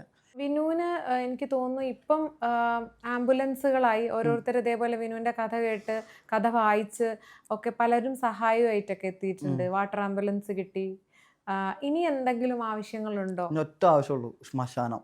അതിനെന്താ തടസ്സമുള്ളത്? തടസ്സം വ്യക്തികൾക്ക് ശ്മശാനം നടത്താനുള്ള അധികാരം ഇല്ല. അതൊക്കെ ഉണ്ട്, തടസ്സത്തിനൊന്നുമില്ല. തടസ്സം പണം മസാലവും അതുമില്ല. തടസ്സമാണ് തടസ്സം. ആലുവ ഭാഗത്ത് നിന്ന് മരണപ്പെടുന്ന ഒരാൾക്ക് മാത്രമേ ആലുവയിൽ അടക്കം ചെയ്യാൻ കഴിയുള്ളൂ. അല്ലാത്ത ഒരാളെയും ആലുവ മുനിസിപ്പാലിറ്റിയിൽ അടക്കം ചെയ്യാൻ പറ്റില്ല. പോലീസിൻ്റെ ബാധ്യതയാണ് ഈ അടക്കം ചെയ്യാൻ കൊണ്ടുപോകല്. അവർ ഈ മരിച്ച ആൾക്ക് വേണ്ടി അപേക്ഷ സർക്കാരിന് കൊടുക്കണം. ഏറ്റവും എമർജൻസി ആയിട്ട് ചെയ്യേണ്ട കാര്യത്തിന് പോലീസ് അപേക്ഷയും കൊടുത്ത് കാത്തു കെട്ടിയിരിക്കണം ശരീരത്തിന് ഈ ഒരു 6 അടി മണ്ണിന് വേണ്ടി. അപ്പോൾ പലയിടത്തും ശ്മശാനം കിട്ടില്ല. അപ്പോൾ പല വ്യക്തികളും സഹായിച്ചുകൊണ്ടിരുന്നിരുന്നു. അതുപോലെ പല ആവശ്യങ്ങൾക്കും പല പള്ളിക്കാരും എനിക്ക് ഇപ്പോൾ ഉള്ളിനൂർ പള്ളി, കുഞ്ഞണിക്കര പള്ളി, പക്ഷെ അവർക്കൊക്കെ തന്നെ ഒരു പരിധിയുണ്ട്. ഏറ്റവും കൂടുതൽ അനുഭവിക്കണ ബുദ്ധിമുട്ട് ഒരു അനാഥർക്ക് വേണ്ടിയ ശ്മശാനമില്ല, അത് മാത്രമോ. ഈ തൊഴിലിന്റെ പേരില് ആട്ടി നിർത്തിയവരോട് അകറ്റി നിർത്തിയവരോട് എന്താ പറയാനുള്ളത്? ഒന്നും പറയാനില്ല. അവരോട് അവരായിട്ട് തന്നെ ഇരിക്കുക. എനിക്കതിൽ യാതൊരു ബുദ്ധിമുട്ടുണ്ടായിട്ടില്ല, സങ്കടം ഉണ്ടായിട്ടില്ല എന്ന് പറയല്ല. കാരണം സ്വാഭാവികമായിട്ട് മനുഷ്യനല്ലേ, നമ്മൾ സങ്കടമൊക്കെ വരില്ലേ. ബുദ്ധിമുട്ടുണ്ടായിട്ടില്ല. ബുദ്ധിമുട്ടെന്ന് പറഞ്ഞാൽ എന്നാ അവർ കാരണം ഈ പണിയെ വിട്ട് പോകേണ്ട വന്നിട്ടില്ല. ഈ പണി വിട്ട് പോയാലും എൻ്റെ ബുദ്ധിമുട്ട്, അതുകൊണ്ട് എനിക്ക് ബുദ്ധിമുട്ട് വരുത്തിയിട്ടില്ല. 2000-ലധികം മൃതദേഹങ്ങൾ എടുത്തല്ലോ. അപ്പൊ അതിൽ ഏറ്റവും സാഹസികമായിട്ട് എടുത്തത് ആദ്യകാലത്ത് ഏതോ ഒരു സൂസൈഡ് പോയിന്റ്, മൂന്നാറിലെ സൂസൈഡ് പോയിന്റ് എടുത്ത ഒരു മൃതദേഹമായിരുന്നല്ലോ. അത് ആ ഒരു അനുഭവം എന്ന് പറയും. അത് എൻ്റെ ഒരാളുടെയും കൊണ്ട് കഴിവല്ല. ഫയർഫോഴ്സുകാർ, ജനങ്ങൾ, അവിടുത്തെ നാട്ടുകാരുണ്ടായിരുന്നു കുറേ പേര്, പിന്നെ പോലീസ്. അത് അവർ ക്രെയിൻ ഉപയോഗിച്ചിട്ട് ക്രെയിനിലാണ് എന്നെ ഇറക്കണം, അല്ലാണ്ട് ഞാൻ ഇറങ്ങിപ്പോയതല്ല. ക്രെയിൻ ഉപയോഗിച്ച് ക്രെയിനിൽ കൊട്ട വെച്ചിട്ട് അതിൽ ഇറങ്ങി പോയി എടുക്കുമ്പോൾ നമുക്ക് ആദ്യം ഒരു മൃതദേഹം കിട്ടി. അതിന് ശേഷമാണ് ഇച്ചിരി കൂടി ആഴ്ത്തി പോയപ്പോഴാണ് മറ്റൊരു മൃതദേഹം കിട്ടണം. അത് നമ്മളത് ചാക്കിലാക്കും. ചാക്കിലാക്കിയിട്ട് ആദ്യത്തെ ഒരു ഇത് കയറ്റിവിടും. ഫയർഫോഴ്സ് ഉദ്യോഗസ്ഥരുടെ കൂടാണ്ട് കയറ്റി കൊടുക്കും. അത് ഭയങ്കര റിസ്ക്കാണ്. കാരണം എന്ന് പറഞ്ഞാൽ കല്ലിൻ്റെ ഇടയിലൊക്കെ ചവിട്ടി ഇരുന്നിട്ട് നമ്മളൊന്ന് അനങ്ങി കഴിഞ്ഞാൽ നമ്മൾ ചിലപ്പോൾ ഇങ്ങനെ മുന്നൂറ്റാനുള്ള സമയം പോലും നമുക്ക് തരില്ല. അതിന് മുമ്പ് നമ്മൾ കൊണ്ട് പോകും. ഇറങ്ങലും എടുക്കലുമാണ് ഏറ്റവും വലിയ സാഹസികത. അത് നമുക്ക് കാണാൻ പറ്റില്ല. നല്ല നമ്മൾ പുറത്തു നോക്കുമ്പോൾ അത്യാവശ്യം നല്ല കുഴപ്പമില്ല, പക്ഷെ അവിടെ ചെല്ലുന്നോറും മഞ്ഞാണ്, ഇരുട്ട് മൂടി കിടക്കുന്ന മഞ്ഞാണ്. ആ സ്ഥലത്ത് ഏത് ഭാഗത്ത് നിന്നാൽ നമുക്ക് ഈ മൃതദേഹം മര്യാദക്ക് നമുക്ക് എടുത്ത് പോക്കാൻ പറ്റും. അത് എങ്ങനെ എടുക്കണം, മുറിച്ചെടുക്കേണ്ട ഭാഗങ്ങൾ ഉണ്ടാവാറുണ്ട്, നമുക്ക് പറയാൻ പറ്റില്ല. നമുക്ക് വീഴ്ചയിൽ പല സാധനങ്ങളും നമ്മൾ ഉദ്ദേശിക്കണ പോലെയല്ല. ഈ സിനിമയിലെ കാണുന്നില്ല, മോളിൽ നിന്ന് വീണിട്ട് താഴത്ത് പോകുമ്പോൾ അതേപോലെ മൃതദേഹം കിടക്കൂല, ചിതറിയൊക്കെ പോളൂ. കയ്യും കാലൊന്നും ഉണ്ടാവണമെന്നില്ല, പറയാൻ പറ്റില്ല. എന്തൊക്കെ പോകണം, നമുക്ക് എവിടെയൊക്കെ പോകുന്ന അറിയാൻ പറ്റില്ല. അടി കിട്ടും ചിലപ്പോൾ. അവിടുന്ന് അടി കുരുങ്ങി 2 കടയിൽ ഇവിടെ കൂടി ഈ മുട്ടിൻ്റെ ഇടയിൽ കുരുങ്ങി വെച്ചോ, ഭാരം ഒരുപാട് വേഗം നല്ലത് മുറിഞ്ഞായിരിക്കണം വന്നേക്കണം. ഈ ശരീരം മൊത്തം ഇങ്ങനെ തൂങ്ങിക്കിടക്കണം. ഈ കയറി ഇവിടെ കട്ട് ചെയ്ത് താനെ പോകും, ഊരി താനെ എന്തായാലും പോകും. അപ്പോൾ അടുത്ത ഒരാളെ ജീവനോടെ മുറിച്ചെടുക്കേണ്ട അവസ്ഥ വന്നു. അവിടുത്തെ റെയിൽവേ ഡോക്ടർക്ക് ചെയ്യാൻ പറ്റില്ല എന്ന് പറഞ്ഞാൽ നമ്മൾ കാല് കണ്ടും മുറിച്ചെടുത്താ. ആള് ട്രെയിനിൻ്റെ അടി പോയതാ. ട്രെയിൻ കയറിയിരിക്കുന്നു കാൽമ. ഈ ട്രെയിൻ പതുക്കെ അങ്ങോട്ട് നേലും ഇയാളെയും കൊണ്ട് പോകും, ഇങ്ങോട്ട് നീങ്ങലും ഇങ്ങോട്ട് പോകും. കയറി ഇറങ്ങിയ പോലും കയറി അമർന്നിട്ട് ട്രെയിൻ നിർത്തിയിട്ട് മാംസത്തിന് കയറുന്ന ജന്മം പോയ തൊലിന്ന് വിട്ട് ട്രെയിനിൻ്റെ ചക്രം പോകൂല, അതുമ്പോൾ തന്നെ വലിച്ചോണ്ട് പോകും. അപ്പോൾ അതിന് അങ്ങനെയുള്ള കട്ട് ചെയ്യേണ്ട സാഹചര്യം നമ്മൾ കട്ട് ചെയ്തെടുക്കും. അപ്പോൾ അങ്ങനെ കട്ട് ചെയ്തെടുത്ത് ചാക്കിലാക്കും. ചാക്കാക്ക് നടക്കുള്ളൂ അവിടെ നിന്നാക്കാൻ. ആ ചാക്കെന്ന് പറഞ്ഞാൽ ബോഡി എടുക്കുന്ന ചാക്കുണ്ട് നമ്മളടുത്ത്, ബ്ലാക്ക്. നമ്മളത് വാങ്ങിയിട്ടാണ് പോകണം. ഇതൊക്കെ ബ്ലാക്ക് തന്നെ, അതിലൊക്കെ ആക്കി മുകളിലേക്ക് കൊണ്ടുവരും. എന്നിട്ട് നമ്മൾ മൃതദേഹം ആക്കും. അത് എത്ര പീസ് കിട്ടിയാൽ നമ്മൾ മൃതദേഹം ആക്കി വെക്കും. എങ്ങനെ അടക്കി ഒരു രീതിയിലാക്കി വെക്കും. ഒരു പീസാണ്, കണ്ണൊക്കെ ഒരുപാട് പീസ് ചേർന്ന ഒരു മൃതദേഹമാണ്. ഇത് ഇങ്ങനെ ആക്കി വെക്കും, ആർക്കും തിരിച്ചറിയാൻ പോലും പറ്റില്ല. ഇപ്പം ഞാൻ അടയ്ക്കണം, ഇത് ഒരുപാട് പീസ്. ഇത് കവറിൽ കിടക്കുന്നതാണ്, എൻ്റെ കയ്യിൽ കവറിൽ കിടക്കുന്നതാണ് മാംസം, ഓരോ കഷ്ണങ്ങൾ. ഇങ്ങനെ വിറക്കെടുക്കും കറി പോയിട്ട്. നമുക്ക് തലയുണ്ടാവില്ല, രക്തമൊക്കെ പോയിട്ടുണ്ടാവും. രക്തമൊക്കെ പോയിട്ട് എന്നാലും ഉണ്ടാവും, രക്തം ശരീരത്തിൽ എന്തായാലും ഉണ്ടാവും, എത്ര പോയാലും ഉണ്ടാവും. മാംസത്തിന് ഞരമ്പുകളൊക്കെ കിടക്കില്ല, എല്ലായിടത്തും കിടക്കുക. ഈ രക്തം നിങ്ങൾക്ക് കണ്ടു കഴിഞ്ഞ് കഴിഞ്ഞാൽ അതിന്റെ നിറം മാറ്റം അനുസരിച്ച് എത്ര പഴക്കം പറയാൻ പറ്റില്ല? എനിക്ക് മണത്തിലൂടെ മാത്രമേ അറിയുള്ളൂ. നമ്മളിപ്പോൾ ഒരു മരണപ്പെട്ട ആളുടെ രക്തം ഒലിച്ചിറങ്ങും. അപ്പോൾ എന്തെങ്കിലും സംഭവിച്ചിട്ടുണ്ട്, എത്ര നേരം കൊണ്ട് അദ്ദേഹം മരണപ്പെട്ടെന്നൊക്കെ ഏകദേശം മനസ്സിലാക്കാൻ പറ്റും. രക്തം എന്തോരം ഒലിച്ചിട്ടുണ്ട്, എന്തോരം കട്ടയിട്ടുണ്ട്. ആ കട്ട നമ്മൾ മണത്തം നോക്കണം, അല്ലാണ്ട് നോക്കല്ല. എന്താണെങ്കിലും എടുത്തിട്ട് മണത്ത് നോക്കിയാലേ നമുക്ക് അറിയാൻ പറ്റുള്ളൂ. മാസ്ക് ഉപയോഗിക്കാൻ പറ്റില്ല എന്ന് പറഞ്ഞു. മാസ്ക് വെക്കാൻ പറ്റില്ല, മാസ്ക് വെച്ചാൽ എനിക്ക് ശ്വാസം മുട്ടാ. മാസ്ക് വെക്കാൻ പറ്റില്ല. എനിക്ക് എനിക്ക് കോടതി ഓർഡർ വന്നിട്ടുണ്ട് കോവിഡിൻ്റെ സമയത്താണ്. എനിക്ക് അത് ഭയങ്കര പ്രശ്നമായിട്ട് പോലീസുകാരുടെ അടുത്ത് ഇപ്പോൾ അയാൾക്ക് മാത്രം എന്താ മാസ്ക് എന്ന് ജനങ്ങൾ വയ്ക്കുന്നത്, മാസ്ക് പിടിച്ച് കൊണ്ടുവന്നാൽ. അപ്പോഴാണ് കോർട്ട് ഓർഡർ വന്ന്, അതിനുവേണ്ടി കോർട്ട് ഓർഡർ തന്നെ മാസ്ക് വെക്കണ്ട, കുഴപ്പമില്ല, താൽക്കാലികമായിട്ട്. കാരണം സൂചനകള് മണത്തുന്ന വിനു പങ്കുവെക്കുന്നുള്ളത് കൊണ്ടല്ലേ. അതുപോലെ തന്നെ മറ്റൊരു കോർട്ട് ഓർഡർ വാങ്ങി, സർജിക്കൽ ബ്ലേഡ് വിനുവിന് കൊണ്ടുനടക്കാന്നുള്ളത്. അത് ശരിക്കും പറഞ്ഞാൽ ഇന്ത്യയിൽ തന്നെ ഇതുപോലെ അല്ലെ കിട്ടിയിട്ടുണ്ടാവില്ല. ഈ സർജിക്കൽ സർജന് വരെ പോസ്റ്റ്മോർട്ടം റൂമിൽ പുറത്തോട്ട് ഇറക്കാൻ പാടില്ല, അങ്ങേക്ക് അന്വേഷിക്കുക. ഈ സർജിക്കൽ ബ്ലേഡ് ഒരു വ്യക്തിക്ക് കൊടുക്കാൻ പാടില്ല. മെഡിക്കൽ സ്റ്റോറിൽ ചെന്ന സാധനം കിട്ടും ബ്ലാക്ക് ആയിട്ട്, പക്ഷെ അങ്ങനെ കൊടുക്കാൻ പാടില്ല, നിയമവിരുദ്ധമാണ്. സർജിക്കൽ ബ്ലേഡ് ഓപ്പറേഷൻ ചെയ്യുന്ന ഡോക്ടർക്ക് വരെ ഓപ്പറേഷൻ ടേബിളിൽ നിന്ന് പുറത്തേക്ക് കൊണ്ടുവരാൻ പാടില്ല. സർജിക്കൽ ബ്ലേഡ് ബ്യൂട്ടി പാർലർ പോലുള്ളവർക്ക് ഉപയോഗിക്കാൻ പാടില്ല നിയമമുണ്ട്. ഓ. അതിൽ അവർ ഉപയോഗിക്കുന്നുണ്ട്. അപ്പോൾ ഇതൊന്നൊക്കെ നിയമവിരുദ്ധമാണ്. അപ്പോൾ നാളെ ഒരു പക്ഷേ എന്തെങ്കിലും സംഭവിച്ചു പോയി കഴിഞ്ഞാൽ ചോദ്യം ചെയ്യപ്പെടും. എനിക്ക് ഇൻക്വസ്റ്റിന് സർജിക്കൽ ബ്ലേഡ് ആവശ്യം തന്നെയാണ്. എന്തിനൊക്കെയാണ് ആവശ്യം? വസ്ത്രം അഴിക്കണം, ഹാങ്ങിങ് അഴിക്കണതും എല്ലാത്തിനും സർജിക്കൽ ബ്ലേഡ് ആവശ്യം. കത്തി കൊണ്ടൊന്നും അഴിക്കാൻ പാടില്ല ശരിക്കും. ഒരു അംശം പോലും അതിൽ നിന്ന് വിട്ടു പോകാൻ പാടില്ല. കയറ് മുറിച്ചാലും കയർ ടു കയറിൻ്റെ അളവ് വീണ്ടും എടുക്കണം. അപ്പൊ ക്ലീൻ കട്ടായിരിക്കണം, കൃത്യമായിരിക്കണം ആ കട്ട്. ഒരു മൃതദേഹത്തിന് ഒരു ബ്ലേഡേ പാടുള്ളൂ. ഒരു മൃതദേഹത്തിന് ഒരു ബ്ലേഡ് പാടണം. ആ ബ്ലേഡ് എടുത്തതിന് ശേഷം ഇൻക്വസ്റ്റ് നടപടികൾ പൂർത്തീകരിച്ച SIക്ക് മുൻപാകെ അത് ബോധ്യപ്പെടുത്തി 2 കഷ്ണമായിട്ട് ഒടിച്ച് 2 2-ലധികമോ ആയിട്ട് ഒടിച്ച് മണ്ണിൽ കുഴിച്ചിട്ട് കാണിച്ചു കൊടുക്കണം, ബോധ്യപ്പെടുത്തണം. 100 എണ്ണം തരും. 100 എണ്ണം 100 മൃതദേഹങ്ങൾക്ക് വേണ്ടി മാത്രമേ എടുക്കാൻ പാടുള്ളൂ. 100 എണ്ണത്തിനും കണക്കുണ്ട്. അപ്പോൾ നമ്പർ കൊടുക്കുമ്പോൾ അവർ കമ്പ്യൂട്ടർ അടിക്കുമ്പോൾ എവിടെ മെഡിക്കൽ ഷോപ്പ് സർജിക്കൽ എക്യുപ്മെന്റ്സിൽ അവിടെ ചെക്ക് ചെയ്യാനുള്ള സംവിധാനം ഉണ്ടല്ലേ? പേരായിരുന്നു, എൻ്റെ പേരും ഡീറ്റെയിൽസ് എല്ലാം കിട്ടും. സർജിക്കൽ ബ്ലേഡ് ആരുടെ കയ്യിലിരുന്നാലും അവരെ വെപ്പൺസ് ആക്ടിൽ അറസ്റ്റ് ചെയ്യാനുള്ള അധികാരം പോലീസിനുണ്ട്. പൊതുവെ ഹാങ്ങിങ് ഡെത്തിന് മാത്രമേ ഇതിന്റെ ആവശ്യം ഇല്ല, എല്ലാ മൃതദേഹത്തിനും ആവശ്യമുണ്ട്. വേറെ എന്തിനൊക്കെ? വസ്ത്രം കട്ട് ചെയ്യാൻ ബ്ലേഡ് ഇപ്പം പലയിടത്തും നടത്തുന്നത് നമ്മുടെ ഷേവ് ചെയ്യണ ബ്ലേഡ് കൊണ്ടും കത്രിയും കൊണ്ടൊക്കെ കട്ട് ചെയ്യണം, സിസറും കൊണ്ടും ബ്ലേഡ് ഉണ്ട്. അതുകൊണ്ട് ശരിക്കും അതുകൊണ്ടൊന്നും ഉപയോഗിക്കാൻ പാടില്ലെന്നാണ് നമ്മുടെ നിയമത്തിലുള്ളത്. സിനിമയിലൊക്കെ കത്രി കൊണ്ട് അതൊന്നും കാണാൻ പാടില്ല. അതൊക്കെ നിയമവിരുദ്ധമാണ്. നിയമം വായിക്കുന്നത് നിയമവിരുദ്ധമാണ്. ഹാങ്ങിൻ്റെ കട്ടിൻ്റെ വ്യത്യാസം വരാൻ പാടില്ല. പിന്നെ സർജിക്കൽ ബ്ലേഡ് മാത്രമേ പറ്റുള്ളൂ. ഒറ്റ പ്രസ്സിന് കട്ട് ചെയ്ത് പോലും, മറ്റത് ഇങ്ങനെ മുറിക്കേണ്ട വരും. വ്യത്യാസമാണ്. സർജിക്കൽ ബ്ലേഡ് ഞാൻ ഉപയോഗിക്കുമ്പോൾ എനിക്കൊരു ഇതിന് ഇങ്ങനെ ചെത്തി കഴിഞ്ഞാൽ കറക്റ്റായിട്ട് ആ അളവിൽ തന്നെ ഇടും. അപ്പോൾ അതിന് ശേഷം കഴുത്തിലെ നോട്ടും കെട്ടിൻ്റെ നോട്ടും തമ്മിൽ ബന്ധിപ്പിച്ച് നമ്മൾ അളവെടുക്കുമ്പോൾ അളവ് കൃത്യമായിരിക്കും. വസ്ത്രം മുറിക്കുമ്പോൾ നമ്മൾ വസ്ത്രങ്ങൾ എടുക്കുമ്പോൾ ദേഹത്ത് മറ്റ് ബ്ലേഡിൻ്റെയോ പാടിൻ്റെയോ ഒന്നും മുറിവ് വരാൻ പാടില്ല. അത് മറ്റു വസ്തുക്കളോട്ട് ഉപയോഗിക്കാനും മുറിക്കാനും പാടില്ല. അതിനാണ് സർജിക്കൽ ബ്ലേഡ് കൊടുക്കുന്നത്. ഹോസ്പിറ്റലിൽ ട്രീറ്റ്മെൻറ്റ് ആക്സിഡൻ്റ് ആണെങ്കിൽ ഹോസ്പിറ്റലിൽ ട്രീറ്റ്മെൻറ്റ് ചെയ്ത ബാൻഡേജ് ഉൾപ്പെടെയൊക്കെ കട്ട് ചെയ്യുന്നത് സർജിക്കൽ ബ്ലേഡ് കൊണ്ട് കട്ട് ചെയ്യാൻ പറ്റുള്ളൂ. സിസറൊക്കെ കയറി ഇങ്ങനെ കുത്താനോ കയറാനും പാടില്ല. മറ്റു ബ്ലേഡ് ഉപയോഗിക്കാൻ പാടില്ല. ചില മൃതദേഹങ്ങളുണ്ടല്ലോ, നമുക്ക് കണ്ട മാത്രയിൽ ഇത് ഈ ആൾ ഏത് നാട്ടുകാരനാണ്, ചിലപ്പോൾ ഇങ്ങനെയായിരിക്കുമോ മരിച്ചത്, അങ്ങനെ എന്തെങ്കിലുമൊക്കെ തോന്നാറുണ്ടോ? അത് ചിലവരെ ശരീരം, വസ്ത്രം, അവരുടെ ശരീരത്തിൽ ബന്ധിപ്പിച്ച മറ്റു വസ്തുക്കൾ, ഉദാഹരണം ചരട്, ഏലസ്, മറ്റു വസ്തുക്കൾ ഉപയോഗിച്ചോ ഒക്കെ ആയിട്ടാണ് നമുക്ക് ഇപ്പോൾ ഹിന്ദി. പിന്നെ രൂപം, വായല, പല്ലിൻ്റെ കറ, അതൊക്കെ കണ്ട് നമ്മളൊക്കെ ഏകദേശമൊക്കെ നോക്കും. നമ്മൾ പല്ലിൻ്റെ എണ്ണം വരെ എടുക്കും. പൂർണ്ണമായിട്ട് നമുക്ക് ഉറപ്പിക്കാൻ പറ്റില്ല. പിന്നെ നിറം കൊണ്ട് നമുക്ക് ഒരിക്കലും ഇന്ന ആളെന്നും പറയാനും പറ്റില്ല. ഈ ഒരു നല്ല എക്സിക്യൂട്ടീവായിട്ട് ഉള്ള ഇദ്ദേഹത്തെ കിട്ടിക്കണം.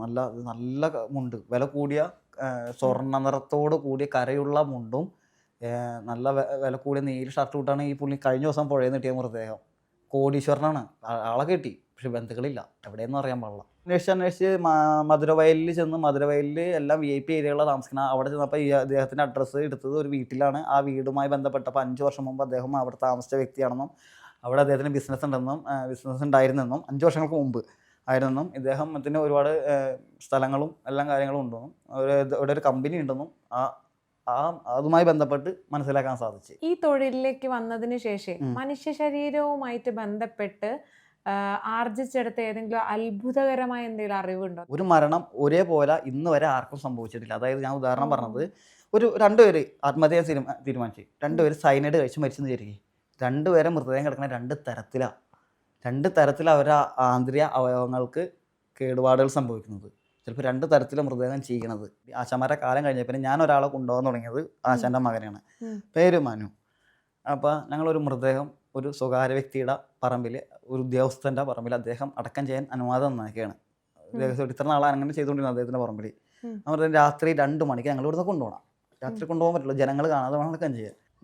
ഏതോ സാഹചര്യത്തിൽ ആ മൃതദേഹത്തിൻ്റെ ആളൊന്നും ഇരുത്തിയിട്ട് കുഴി വെക്കണവർക്ക് ചെല്ലാണ്.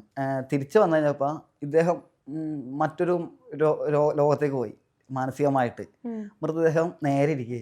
അത് കണ്ട് ഭയന്നാണ് അദ്ദേഹം മറ്റൊരു രൂപത്തിലേക്ക് പോയ. അതെങ്ങനെ സ്റ്റോപ്പായിരുന്നത്? യഥാർത്ഥ കാരണം എന്താണ്? മൃതദേഹം എല്ലാം കെട്ടി വെച്ചിട്ടുണ്ടായിരുന്നു, ടൈറ്റ് ചെയ്ത് വലിച്ച് കെട്ടിയേക്കായിരുന്നു. കാല് ഒരു സ്ഥലത്ത് കൊണ്ടിരിക്കുകയായിരുന്നു. അപ്പോൾ ആളെന്തോ വണ്ടി അനങ്ങിയതായിരിക്കാം. വണ്ടി അനങ്ങിയപ്പോൾ റിവേഴ്സ് എന്ന് തോന്നുന്നു. ഞാൻ കിടന്നിടത്തല്ല വണ്ടി കുറച്ച് അനങ്ങിയിട്ടുണ്ട് എന്തായാലും. സ്വാഭാവികമായിട്ട് കാലിങ്ങനെ മൃതദേഹം അവിടുന്ന് പോകാൻ പറ്റത്തുണ്ട്. ഇത്ര ഭാഗം ലൂസായിരുന്നല്ല, ലൂസ് മൃതദേഹം നേരെ ഒന്ന് ഇങ്ങനെ ഇരുന്നാണ് സംഭവം. അതാണ് ഇന്ന് ഒരാൾ പിന്നെ എൻ്റെ കൂടെ വന്നുള്ള കേട്ടോ. ആള് നിർത്തിപ്പോയതാ, അതോടെ നിർത്തിപ്പോയതാ. നമ്മള് ഓരോന്ന് ചിന്തിക്കും, ചിന്തകളാണ് നമ്മുടെ പ്രശ്നം. ചിന്തകൾ മാറ്റി വെച്ചാൽ വേറെ ഒന്നുമില്ല. മൃതദേഹമാണ് യാഥാർത്ഥ്യം.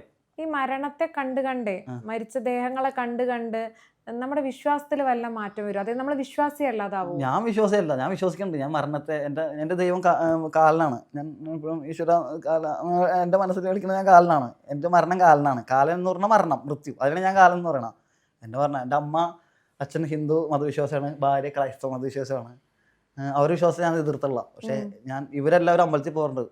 ഞാൻ ക്ഷേത്രത്തിൽ പോയി തൊഴാൻ പോകാറില്ല. കാരണം എനിക്ക് അതിനോടുള്ള ഒരു സംതൃപ്തിക്ക് വേണ്ടി കുറി തൊടും. കുറി തൊടുന്ന പറഞ്ഞാൽ എൻ്റെ ഐഡന്റിറ്റിയാ. സാറന്മാർ തന്നെ കാരണം അത് നീ കുളിച്ചെന്ന് ആർക്കും അറിയാൻ പറ്റുള്ള. ഏത് നേരം ഈ കുളിക്കാണ്ടും മറിക്കാണ്ട് ഇതിന്റെ പുറകെ കിടക്കല്ലേ.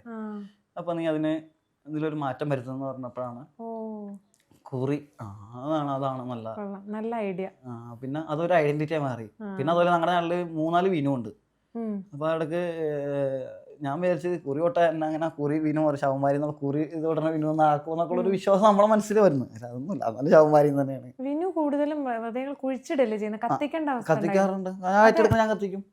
ഞാൻ ഏറ്റെടുക്കണേന്നാ ആളുള്ളത് ഞാൻ ഏറ്റെടുക്കണ മൃതദേഹം അവരുടെ വിശ്വാസപ്രകാരമുള്ള അവർ കത്തിക്കാൻ കത്തിക്കും. അമ്പാട്ട ശ്മശാനോ ഏത് ശ്മശാനം അവിടെ കൊണ്ട് കത്തിക്കും. ഈ കത്തിക്കുമ്പോ ഈ നേരത്തെ പറഞ്ഞ ഈ സംഭവം ഉണ്ടാവാറുണ്ട്, ഈ ഇരുന്ന് പോവുക മൃതദേഹം. അതും വരും ചില സമയം ചെയ്തേന്ന് പൊങ്ങി വരും. പ്ലാസ്റ്റിക് കത്തുമ്പോ കണ്ടല്ലോ, പ്ലാസ്റ്റിക്കിന്റെ രൂപസാദൃശ്യം അതന്നെ കൈ നമ്മുടെ ശരീരം കത്തുമ്പോ രൂപസാദൃശ്യം വിളിച്ചു അപ്പൊ കൈയൊക്കെ എഴുന്നിട്ട് പൊങ്ങി വരും. അത് വിശ്വാസം ഉള്ളവൻ കണ്ട അവന് അന്ധവിശ്വാസം മതി. നമുക്ക് അതിന്റെ അറിയുന്നത് കൊണ്ടാണ് വന്നതെന്ന് അറിയാം. ആ സാഹചര്യം അനുസരിച്ച് നമുക്ക് മനസ്സിലാക്കുന്നത് കൊണ്ടാണ് വന്നത്. അപ്പോൾ നമ്മൾ എന്ത് കൈ എടുത്ത് അപ്പോൾ ആ ചൂടുള്ള നമ്മൾക്ക് എന്തായാലും കൈ കൊണ്ട് വിടാൻ പറ്റില്ല. അപ്പോൾ നമ്മൾ എന്ത് ചെയ്യും, നാവിൻ്റെ കൊമ്പ അവിടെ ഉണ്ടാവും, അതും വെച്ച് നമ്മൾ കൈ അതിൻ്റെ മുകളിൽ നോടും അടുത്ത കയറ്റി വെക്കും. അല്ലെങ്കിൽ വീണ്ടും അത് നമ്മൾ തിരിക്കും. എല്ലാ ദിവസവും ഇത്തരത്തിലുള്ള അജ്ഞാത ദുർമരണങ്ങൾ നടന്ന മൃതദേഹങ്ങളൊക്കെ കൈകാര്യം ചെയ്യുന്നു. ഒരു സമയത്തും ഒരു ഘട്ടത്തിലും പേടിയോ ഭീതിയോ ഉണ്ടായിട്ടില്ല? പേടിച്ചില്ല. പ്രേതത്തിനെ പറ്റിട്ട് എങ്ങനെ നിർവചിക്കും? പ്രേതം എന്ന് പറഞ്ഞാൽ ഞങ്ങള് പ്രേതം എന്ന് പറഞ്ഞ മൃതദേഹത്തെ പ്രേതം എന്ന് പറയണ പ്രേത പരിശോധന. അതാണ് എനിക്ക് പ്രേതം.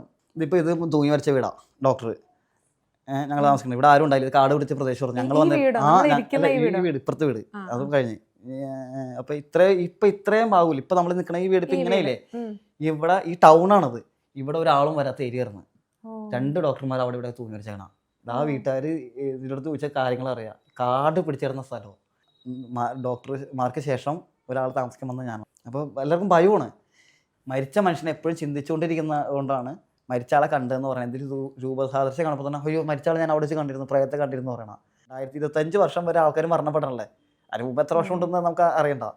എത്ര യുദ്ധങ്ങൾ നടക്കുന്നുണ്ട്. ഒക്കെ പ്രേതമായിട്ട് വന്നാൽ പോരെ, എന്തിനാണ് കോടതി പോയി ശേഷം? ഇപ്പൊ ലോകത്ത് മൊത്തമുള്ള ജനസംഖ്യന്റെ എത്രയോ ഇരട്ടിയുണ്ട് ആത്മാക്കൾ ഒക്കെ വരണ്ടേ. ഇത്രയും ചിന്തിച്ചാൽ മതി. നമ്മുടെ ഭയമാണ്, ഉപബോധ മനസ്സിലെ ഭയം മാത്രമാണ് പ്രേതം ഉണ്ടാക്കണാണ്. കുറേ പേരെ വയറ്റി പഴുപ്പ്.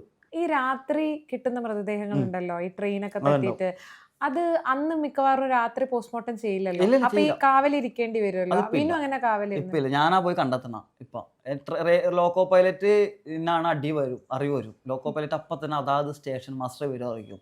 റെയിൽവേ പോലീസ് എന്നെ വിളിക്കും. ഇപ്പൊ ഞാനിപ്പം ട്രെയിൻ നോക്കി നടക്കും, മൃതദേഹം എവിടെയാണെന്ന് നമ്മളെ നോക്കിയെടുക്കണം. മൃതദേഹം കണ്ടെത്തിയതിന് ശേഷം പോലീസിനെ വിളിച്ച് നമ്മൾ വിവരം അറിയിക്കും. സാറേ ഇന്ന സ്ഥലത്ത് ഇന്ന ഇതിൽ മൃതദേഹം നോക്കിയെടുക്കും. അടി വന്നത് വിവരം വന്ന് നമ്മൾ അന്വേഷിച്ചെടുക്കില്ല. ഇപ്പൊ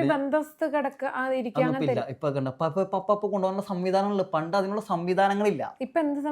ആംബുലൻസ് ഉണ്ട്, ഹോസ്പിറ്റലിന് ഫ്രീസർ അവൈലബിൾ ആണ്, ഫ്രീസർ ഉണ്ട്, ഹോസ്പിറ്റലിൽ കൊണ്ടുവന്ന് വെക്കാം, മോർച്ചറി ഉണ്ട്. പണ്ട് ഒരു ഓലക്കുടിലും ഒരു ടേബിളൊക്കെ ഉണ്ടായ സാഹചര്യത്തിൽ വേറെ നിവൃത്തിയില്ല, ആരും വരൂല. പക്ഷെ ഇപ്പോഴും ഈ വീട്ടിലൊക്കെ തൂങ്ങി മരിക്കുന്ന മൃതദേഹങ്ങൾക്ക് പിറ്റേ ദിവസം ആവുന്നവരെ കാവലിരിക്കുന്ന രീതി ഒന്നുമില്ല. അല്ല, അതുണ്ട്. ചില സംശയം പറയണ കാര്യങ്ങളൊക്കെ ഇല്ലേ, എനിക്ക് സംശയമുണ്ട്, ആ മരണത്തിൽ എനിക്ക് സംശയം തോന്നുന്നുണ്ട്.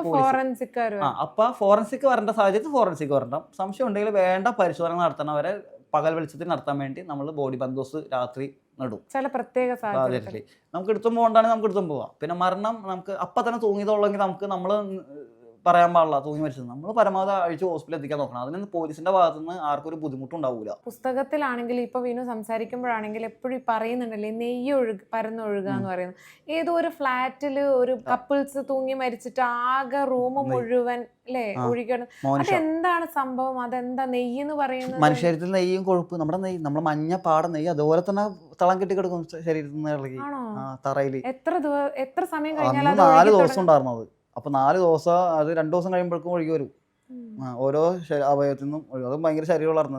നടിയും സുഹൃത്തും ഒരേ ഷോളിന്റെ തുമ്പത്ത് ഹാങ് ചെയ്തവരാ. പൊട്ടി വീണ് നിലത്തേക്ക് വീണ്, കട്ടിലിൻ്റെ സൈഡിലേക്ക് വീണ്, അവിടെ കിടക്കായിരുന്നു. 4 ദിവസം കഴിഞ്ഞിട്ട് ഫ്ലാറ്റിൽ ചെല്ലണവരൊക്കെ ആദ്യം തുറന്ന് നിന്നവർ അടിച്ച് വീടായിരുന്നു. കാരണം അപ്പോൾ ആരും നിലത്തൊക്കെ ഉള്ളു, ചവിട്ടി തുറന്ന് ഞാൻ കാലം വെക്കണത്. എല്ലാ മൃതദേഹത്തുനിന്നും ഈ നെയ്യ് ഒഴുകുമോ? നെയ്യ് ഉള്ള അത്യാവശ്യം അല്പമെങ്കിലും മണ്ണുണ്ടാവും. രക്തത്തിലൂടെ നെയ്യും രക്തവും ഒഴുകുന്നുണ്ട്. എല്ലാത്തിലും ഒഴുകുന്നതെന്ന് വെച്ചാൽ എല്ലാത്തിലും അങ്ങനെ കാണില്ല. വെള്ളത്തിലുള്ളതാണെങ്കിൽ നമുക്ക് മനസ്സിലാവും. വെള്ളത്തിലും നെയ്യ് തളം മുകളിൽ മൃതദേഹത്തിന് സമീപത്ത് ചെറിയ തോതിലൊക്കെ തളം കെട്ടി കിടക്കണമാണ്. ഈ വെളിച്ചെണ്ണ വെള്ളത്തിലേക്ക് ഒഴിക്കുന്ന രീതിയിൽ അങ്ങനെ തന്നെ പുഴയിലും കിടക്കണമാണ് മൃതദേഹത്തിന് സമീപത്ത് തന്നെ. ഈ നേരത്തെ പറഞ്ഞില്ലേ, ഈ പുറത്ത് കിടക്കുന്ന മൃതദേഹം ചിലപ്പോൾ തെറിച്ചു പോയതൊക്കെ കാക്കയുടെ സാന്നിധ്യം കൊണ്ട് ചില സമയത്ത് മനസ്സിലാക്കിയിട്ട് എടുത്തുകൊണ്ട് ആ തരത്തിൽ ഇന്ന സ്ഥലത്ത് മൃതദേഹം ഉണ്ടെങ്കിൽ കാണിക്കുന്ന ലക്ഷണങ്ങൾ അങ്ങനെ എന്തെങ്കിലും വേറെ പറയാനുണ്ടോ? അമിതമായ ഉറുമ്പുകളുടെ പോക്ക്, പെട്ടെന്ന് വന്ന പുതിയ മണ്ണ് രൂപകൽപ്പന, ഉറുമ്പുകൾ പെട്ടെന്ന് വന്നിട്ടുണ്ടോ മണ്ണ്, നല്ല ഫ്രഷ് മണ്ണായിരിക്കും. മുകളിലേക്ക് വന്ന മണ്ണുകൾക്ക് നനവുകൾ ഉണ്ടാവും. അപ്പൊ പെട്ടെന്ന് ഉറുമ്പിന്റെ പ്രക്രിയ എന്ന് പറഞ്ഞാൽ ഏറ്റവും കൂടുതൽ ഭക്ഷണം കിട്ടുന്നിടത്ത് കുറെ ആദ്യം കൂട് ഒന്ന് ഉണ്ടാക്കും, അവർ വന്ന് വർദ്ധിക്കും. പിന്നെ അവിടെ വരുന്ന കാക്കകളുടെ ഇത്, പിന്നെ പുല്ലിന്റെ ചതുപ്പ് വീണ കാട് പിടിച്ച പ്രദേശങ്ങളാണെങ്കിൽ അത്ര പൊങ്ങിക്കുന്ന സ്ഥലത്ത് എവിടെയെങ്കിലും ഒരു അമർന്ന ഒരു ഗ്യാപ്പ്, പിന്നെ രക്തങ്ങൾ തെറിച്ചിട്ടുണ്ടെങ്കിൽ തെറിച്ച് പോണതിൻ്റെ നമ്മൾ നോക്കും. മുകളിൽ മാത്രമല്ല, നമ്മൾ താഴത്ത് ഓരോ ഡ്രോപ്പ് എങ്ങനെ പോയിക്കണം നോക്കും. അതുകൊണ്ട് ഇലകളുമ കാട് എവിടെയൊക്കെ ഉണ്ട് രക്തം ഉണ്ടാകുന്ന നോക്കും. അതുമായി ബന്ധപ്പെട്ട് ട്രെയിൻ ഇത്ര വേഗത്തിൽ മൃതദേഹം കിടക്കണം എവിടെ നോക്കും. അതുമായി ബന്ധപ്പെട്ട് വന്ന അവസ്ഥയിൽ ഏത് ഭാഗത്തേക്ക് തെറിച്ച് വരാൻ ഇരുവശങ്ങളിലും നമ്മൾ എന്തായാലും നോക്കും. ഒരുപാട് ദൂരം പോയിട്ട് മൃതദേഹത്തിന്റെ മറ്റു ഭാഗങ്ങൾ കിട്ടിയ സംഭവം ഈ അടുത്താണ് ആ ചേർത്ത് വെച്ച റണ്ണോവർ ഒരു ബായിയുടെ ഈ നെടുവന്നൂർ ഇടിച്ചത്. 1 കിലോമീറ്റർ ഇടിച്ചവിടെ നിന്നും 1 കിലോമീറ്റർ ദൂരം നിന്ന അത്രയും ദൂരം ആവണങ്ങോട് ക്ഷേത്രത്തിൻ്റെ എയർപോർട്ടിൻ്റെ പുറയിൽ നിന്നും നെടുവന്നൂർ വരെ പല കഷ്ണങ്ങളും പല എല്ലാം ഇപ്പൊ പറയണില്ല, എന്താ പറയാ, 65 രീതിയായിരുന്നു. മൃതദേഹം വീണ്ടെടുത്ത് വീട്ടുകാരൊക്കെ ഏൽപ്പിക്കുന്ന ഒരു സമയത്തെ അതിനെ ചൊല്ലിയിട്ട് തർക്കം അല്ലെങ്കിൽ അനധികൃതമായ രീതിയിൽ ഈ മൃതദേഹത്തുനിന്ന് വല്ല അടിച്ചു മാറ്റാൻ നോക്കുക, അങ്ങനെ എന്തെങ്കിലുമൊക്കെ നമുക്ക് ഒരു തരത്തിലും ഉൾക്കൊള്ളാൻ പറ്റാത്ത അങ്ങനെ എന്തെങ്കിലും സംഭവങ്ങൾ? അങ്ങനെ ഒന്നും കൂടെ ഈ നാട്ടിലൊന്നും അങ്ങനെ ഉണ്ടാവില്ല. ഇവിടെ നാട്ടിൽ ഞാൻ മാത്രമല്ലേ എടുക്കുന്നുള്ളൂ. ആകെ ഉണ്ടാകുന്നത് ഈ ആക്സിഡന്റുകൾ വരൂലേ, ആക്സിഡന്റ് സംഭവിക്കുമ്പോൾ രക്ഷപ്പെടുത്താൻ ആദ്യം ഓടി വന്നില്ലേ, അത് രക്ഷപ്പെടുത്താൻ വന്നവരല്ല, അതാണ് മത്തിക്കായെന്ന് ഞങ്ങൾ പറയും. എന്താണ്? അതിനാണ് ഞങ്ങൾ മത്തിക്കാരെന്ന് പറഞ്ഞാൽ. മത്തി വെക്കാൻ വന്നതാ. പെണ്ണുങ്ങൾ ആണുങ്ങളൊക്കെ ഉണ്ട്, അവരെ കഴിക്കുന്ന ആഭരണങ്ങളൊക്കെ ഊരിക്കൊണ്ടുപോകും. അവരതിനുവേണ്ടി മാത്രം വന്നു. അതിനൊരു ഗ്രൂപ്പ് തന്നെ ഉണ്ട് ടൗൺ റോഡ് സൈഡിൽ തന്നെ. എനിക്ക് ഒരു 65 പവൻ സ്വർണം കിട്ടിയിട്ടുണ്ട് 2 പെണ്ണുങ്ങൾ ആത്മഹത്യ ചെയ്തപ്പോൾ. എനിക്ക് അതൊക്കെ ഞാൻ അവർക്ക് മൊത്തം എടുത്തപ്പോൾ എനിക്ക് അവർ 20,000 രൂപ വന്നിട്ടുണ്ട്. വേറൊരു ഇതുപോലെ അമ്മയും മോളുടെയും സ്വർണ്ണം കിട്ടുന്നത് 10 പവൻ, അതും കൊടുത്ത് പൈസ കിട്ടിയിട്ടുണ്ട് അവർ 2,000 രൂപ പറഞ്ഞിട്ടുണ്ട്. അപ്പോൾ നമ്മൾ സ്വർണ്ണം കണ്ട് നമ്മൾ ആദ്യം തന്നെ എടുത്ത് അപ്പം തന്നെ വീഡിയോ എടുത്ത് സാധനം പോലീസുകാരെ കൊണ്ട് വീഡിയോ എടുത്ത് സാധനം ഒപ്പിച്ച് അപ്പം തന്നെ മാറ്റി ജനങ്ങളുടെ മുന്നിൽ നിന്ന് മാറ്റി വെക്കും. അല്ലെങ്കിൽ ജനങ്ങൾ കയറി അറിയാതെ ഒരുത്തം വന്ന് ചവിട്ടി നിന്നാൽ പോലും നമ്മൾ കാണൂല. പെണ്ണുങ്ങളാണ് ആത്മഹത്യ, നമ്മൾ ആദ്യം തന്നെ ആരെ അടുപ്പിക്കില്ല. വിനു മൃതദേഹങ്ങളെ വളരെ ശ്രദ്ധയോടെ കൈകാര്യം ചെയ്യുന്നത്. അപ്പം അത് പോസ്റ്റ്മോർട്ടം ടേബിളിൽ എത്തിച്ചതിന് ശേഷം എല്ലാ പോലീസ് സർജന്മാരും ഒരുപോലെ തന്നെ വളരെ മാന്യതയോടും ബഹുമാനത്തോടും കൂടി തന്നെയാണോ കൈകാര്യം ചെയ്തത്, അതല്ലെങ്കിൽ ചില വ്യക്തികളെങ്കിലും മോശമായിട്ട് മൃതദേഹത്തെ കൈകാര്യം ചെയ്യുന്നത് കണ്ടു നിൽക്കേണ്ടി വന്നു? അതൊക്കെ ഉണ്ട്, പക്ഷേ നമുക്കതൊന്നും എനിക്ക് പറയാൻ താല്പര്യമില്ല. അത് ഏത് ഡോക്ടറും ഏത് പോലീസുകാരനും പറയുന്നത് അവരും ആഗ്രഹിച്ചിട്ടല്ല ഈ മൃതദേഹം അവിടെ വരുന്നത്. അവർക്ക് വരില്ല, അവർക്ക് തലക്ക് സൗകര്യമില്ലായ്മയാണ്. ഒരു മൃതദേഹം അവർക്ക് വരിക എന്ന് പറയുന്നത് ഇടങ്ങേറാണ്. ജോലി കൊണ്ടേ കൊടുക്കുക, അവർക്കൊരു ജോലി കൊടുക്കുകയാണത്. അപ്പോൾ ആരും ചെയ്യാൻ താല്പര്യപ്പെടാത്തതാണ്. പലരും പലരും പറഞ്ഞേക്കാറുണ്ട്. നമ്മളത് മിണ്ടാണ്ട് മാറിയിക്കുക, നമുക്കൊന്നും പറയാതിരിക്കുക, അതേ ഓർത്തോളൂ. പലതും ചെയ്യും, പുറത്ത് പറയാൻ പറ്റാത്ത പല കാര്യങ്ങൾ നടക്കുന്നത്. അതൊന്നും ഞാൻ ആളല്ല പറയാം. ഈ ആലുവ കൂട്ടക്കൊല്ലം വീടിന്റെ അടുത്തായിരുന്നല്ലോ എൻ്റെ വീട് അവിടെയാണ്. ഇതാണ് ആറങ്കക്കൂടുതൽ നടന്ന സ്ഥലം, മാഞ്ഞുരാൻസ്. എൻ്റെ വീട് ഇവിടുന്ന് 3 കിലോമീറ്റർ അപ്പുറമാണ്. അന്ന് ഞാൻ സെന്റ് മേരീസ് പഠിക്കുന്ന കാലത്ത്. അതെ, അപ്പം പഠിക്കുന്നതിന്റെ സ്കൂളിന്റെ എന്തോ അടുത്തായിരുന്നല്ലോ അല്ലെ ആലുവ കൂട്ടക്കൊല്ലം നടന്ന. അപ്പൊ അന്ന് ആ മരണത്തെയും ദുർമരണങ്ങളെയൊക്കെ ഭയങ്കര ഞെട്ടലോടെയായിരിക്കും കണ്ടിട്ടുണ്ടാവുക. അന്നത്തെ വിനുവിൽ ആണ്, അതാ ഞാൻ ചോദിച്ചത്. അന്നത്തെ വിനുവിൽ നിന്ന് ഇന്നത്തെ വിനു എത്രത്തോളം മാറി, ഏതെല്ലാം കാര്യങ്ങൾ സമീപനങ്ങളിലെ വ്യത്യാസം വന്ന? എന്താ, മൃതദേഹത്തോടുള്ള സമീപനം മാത്രം. കൊലപാതകം, മരണം, ഭയം, ഈ 3 മാറി. ഒരു മനുഷ്യന് ഏറ്റവും ബലഹീനത അവൻ്റെ ഭയമാണ്. ആ ഭയം എനിക്കില്ല. ഞാൻ പത്നികളും ഭാര്യകളും പറയാറുണ്ട്, മരണപ്പെട്ട് കഴിഞ്ഞാൽ കരഞ്ഞിട്ട് വലിയ കാര്യമൊന്നുമില്ല, പോയാൽ എന്തായാലും തിരിച്ചു വരില്ല, കൊച്ചിനെ അറിയാതെ നോക്കിക്കൊള്ളണം, ഇതേ പറയാനുള്ളൂ. ഈ ശാസ്ത്രീയമായ അറിവുകളും അതുപോലെ തന്നെ ആർജിച്ചെടുക്കുന്ന അറിവുകളുണ്ട്. ഇപ്പോൾ ഡോക്ടർമാർക്കും പോലീസുകാർക്കും ഉള്ള അറിവല്ല വിനുവിനുണ്ടാവുക. വിനു ഇത്രയും 10-15 വർഷത്തിലധികമായിട്ട് ഈ തൊഴിൽ ചെയ്യുന്നു. അത്രയും അധികം 2000-ലധികം മൃതദേഹങ്ങൾ കൈകാര്യം ചെയ്യുന്നു. 700-ലധികം അജ്ഞാത മൃതദേഹങ്ങൾ അടക്കിയിട്ടുള്ള ഒരാളാണ്. അപ്പം അതിൽ നിന്നൊക്കെ വിനു ആർജിച്ച ചില അറിവുകളുണ്ടാവും. അത്തരത്തിൽ ആളുകളുമായി പങ്കുവെക്കാൻ ആഗ്രഹിക്കുന്ന അങ്ങനെ എന്തെങ്കിലും അറിവുകളുണ്ടോ, നമുക്കറിയാത്ത എന്തെങ്കിലും കാര്യങ്ങൾ? അതിപ്പോൾ ഞാൻ 15-ാം വയസ്സിൽ തുടങ്ങിയത്, ഇന്ന് എനിക്ക് ഇപ്പം 40 വയസ്സായി, 25 വർഷം ആവാറായി. ഈ നവംബർ 17 വരുമ്പോൾ എനിക്ക് 40 വയസ്സായി. അപ്പോൾ അത്ര 25 വർഷം ആവാറായി ഞാൻ ഈ മൃതദേഹം എടുക്കാൻ തുടങ്ങിയിട്ടുണ്ട്. ഇന്ന് വരെ ഒരു മൃതദേഹത്തിലും ഇപ്പോൾ ഒരേ സ്ഥലത്ത് ഒരേ കുഴിയിൽ കിടന്ന് മരണപ്പെട്ടവർ വരെ, ഒരു കുഴിയിൽ വീണിട്ട് മരിച്ചവർ, മണ്ണിടിഞ്ഞ് വീണ് മരിച്ചവർ, അവർ വരെ ഒരേ രീതിയിലെല്ലാം മൃതദേഹം കിടക്കണം. ഒരേ മരണത്തിൽ സാമ്യത ഉണ്ടാവും, എല്ലാത്തിലും വ്യത്യാസം ഉണ്ടാവും. പലവരും പല രീതിയിലിരിക്കും. ചിലവർ നഖം ഇങ്ങനെ മാന്തി ഇങ്ങനെ പറിച്ചിട്ടുണ്ടാവും, ചില എത്രയൊക്കെ കൈ അടുപ്പിച്ചാലും മാന്തിയിട്ടുണ്ടാവില്ല, മാന്താൻ പോലും വരലാനങ്ങൂല. അപ്പം തൂങ്ങി വരണം. ചിലവർ കൈ ഇങ്ങനെ, ചിലവർ ഇങ്ങനെ കിടക്കും, ചിലവർ ഇങ്ങനെ കൂടി കിടക്കും. ഇവിടെ ഒരു പെങ്കൊച്ച് തൂങ്ങി വെച്ചപ്പോൾ കാല് കസാരയുടെ ഇടയിലായിരുന്നു. വീട്ടുകാർ പറഞ്ഞ് ആരോ കേൾക്കുന്നു കെട്ടി നിൽക്കുന്നു, ഒന്ന് കെട്ടി തന്നു. അപ്പോൾ വീട്ടുകാരോട് പറയുകയും ചെയ്തു, ഇതാരുടെ പൊന്നെ കേട്ടത് ആത്മഹത്യ ചെയ്യണ സമയത്ത് ഉള്ള വെപ്രാളത്തിൽ പെടച്ച് കുടുക്കത്തിൽ നേരം വീണുണ്ടാവില്ല. ഒരു മരണം ഒരു സെക്കൻഡ് കൊണ്ടാവാം, അത് ചിലപ്പോൾ 10 മിനിറ്റൊക്കെ നിന്നിട്ടുണ്ട് ഹാങ്ങിങ്ങിൽ. 10 മിനിറ്റൊക്കെ നിന്ന് കിടക്കേണ്ട വന്നിട്ടുണ്ട്. കാരണം കുടുക്ക് കറക്റ്റായിട്ട് വീഴില്ല. നമുക്ക് കൊടുക്കും ഓരോരുത്തരുടെ നരക ഞാൻ കണ്ടേക്കണേൽ നരക യാതന അനുഭവിക്കേണ്ട ഏറ്റവും കൂടുതൽ മരണം കണ്ടേക്കണം തീപ്പൊള്ളലിൽ ഏറ്റവും കൂടുതലുള്ള മരണം. കാരണം നമ്മുടെ കോശങ്ങൾക്ക് മരണം സംഭവിക്കാത്തടത്തോളം ഓരോ അവയവവും നീറ്റലും പുകച്ചിലും ഉണ്ടാവും. തീപ്പൊള്ളലേറ്റ ദേഹം എങ്ങനെയാ കൈകാര്യം ചെയ്യുക? അത് നമ്മൾ ഇല ഉപയോഗിക്കും, വാഴല. അതായത് ഒന്നുമേ പറ്റി പിടിക്കരുത്, എന്തുമേ പറ്റി പിടിക്കും, കരിഞ്ഞ് പൊടിഞ്ഞു പോകും, ചിലത് തൊലിയൊക്കെ പൊടിഞ്ഞു പോകും. അപ്പോൾ അതൊന്നും പറ്റി പിടിക്കരുത്. അപ്പോൾ വാഴയിലാണ് ഉപയോഗിച്ചിട്ട് അതിനിട്ടൊക്കെ കെട്ടണം. അത് നമുക്ക് അത് ഭംഗി. അത് ഏറ്റവും ഏത് മൃതദേഹവും എടുക്കുന്നതിലും രണ്ട് മൃതദേഹങ്ങൾ എടുക്കുമ്പോൾ സൂക്ഷിക്കണം. ഒന്ന് വയറ് കട്ടായത്, കുടലുകൾ പുറത്തേക്ക്, നമ്മൾ ഉദ്ദേശിക്കണ പോലെ ഈ ഹലുവ കഷ്ണം പോണ പോലെ നമുക്ക് കൈകാര്യം ചെയ്യാൻ പറ്റില്ല. ഇവിടുന്ന് വരാലിനെ പിടിക്കണമല്ലോ, ഇവിടുന്ന് പിടിക്കുമ്പോൾ അവിടെ തന്നെ പോകും, ഇവിടുന്ന് പിടിക്കുമ്പോൾ അവിടെ തന്നെ പോകും. അതേപോലെയാണ് കരിഞ്ഞതും. നോക്കേണ്ടതിൽ പൊടിഞ്ഞു പോകും. കൈ കിടന്ന കരി അടക്കം നമ്മുടെ കൈമൊക്കെ കരിയാവും, ദേഹത്തൊക്കെ കരിയാവും, എന്തിലൊക്കെ കയറി പിടിച്ചിട്ടുണ്ടാവും അറിയാതെ. മരണപ്രാളം എന്നൊന്നും പറയാം. അതൊക്കെ ചിലപ്പോൾ നമ്മുടെ കൈ നമുക്ക് ചിലപ്പോൾ അതൊക്കെ ആവശ്യമുള്ളതായിരിക്കാം, എന്താണെന്നൊക്കെ നോക്കേണ്ടി വരും. ഇതൊക്കെ ചിലപ്പോൾ ഒന്ന് നോക്കുമ്പോൾ ചിലപ്പോൾ പൊടിഞ്ഞൊരു ഉണ്ടാവും. ചിലപ്പോൾ പ്ലാസ്റ്റിക് അല്ല പേപ്പർ എന്തെങ്കിലുമൊക്കെ ആയിരിക്കും. കരിയ ഉള്ളിൽ ഒരു അംശമൊക്കെ ഉണ്ടാവുള്ളൂ. ഇതുവരെ നമുക്ക് സൂക്ഷ്മമായിട്ട് കിട്ടണം.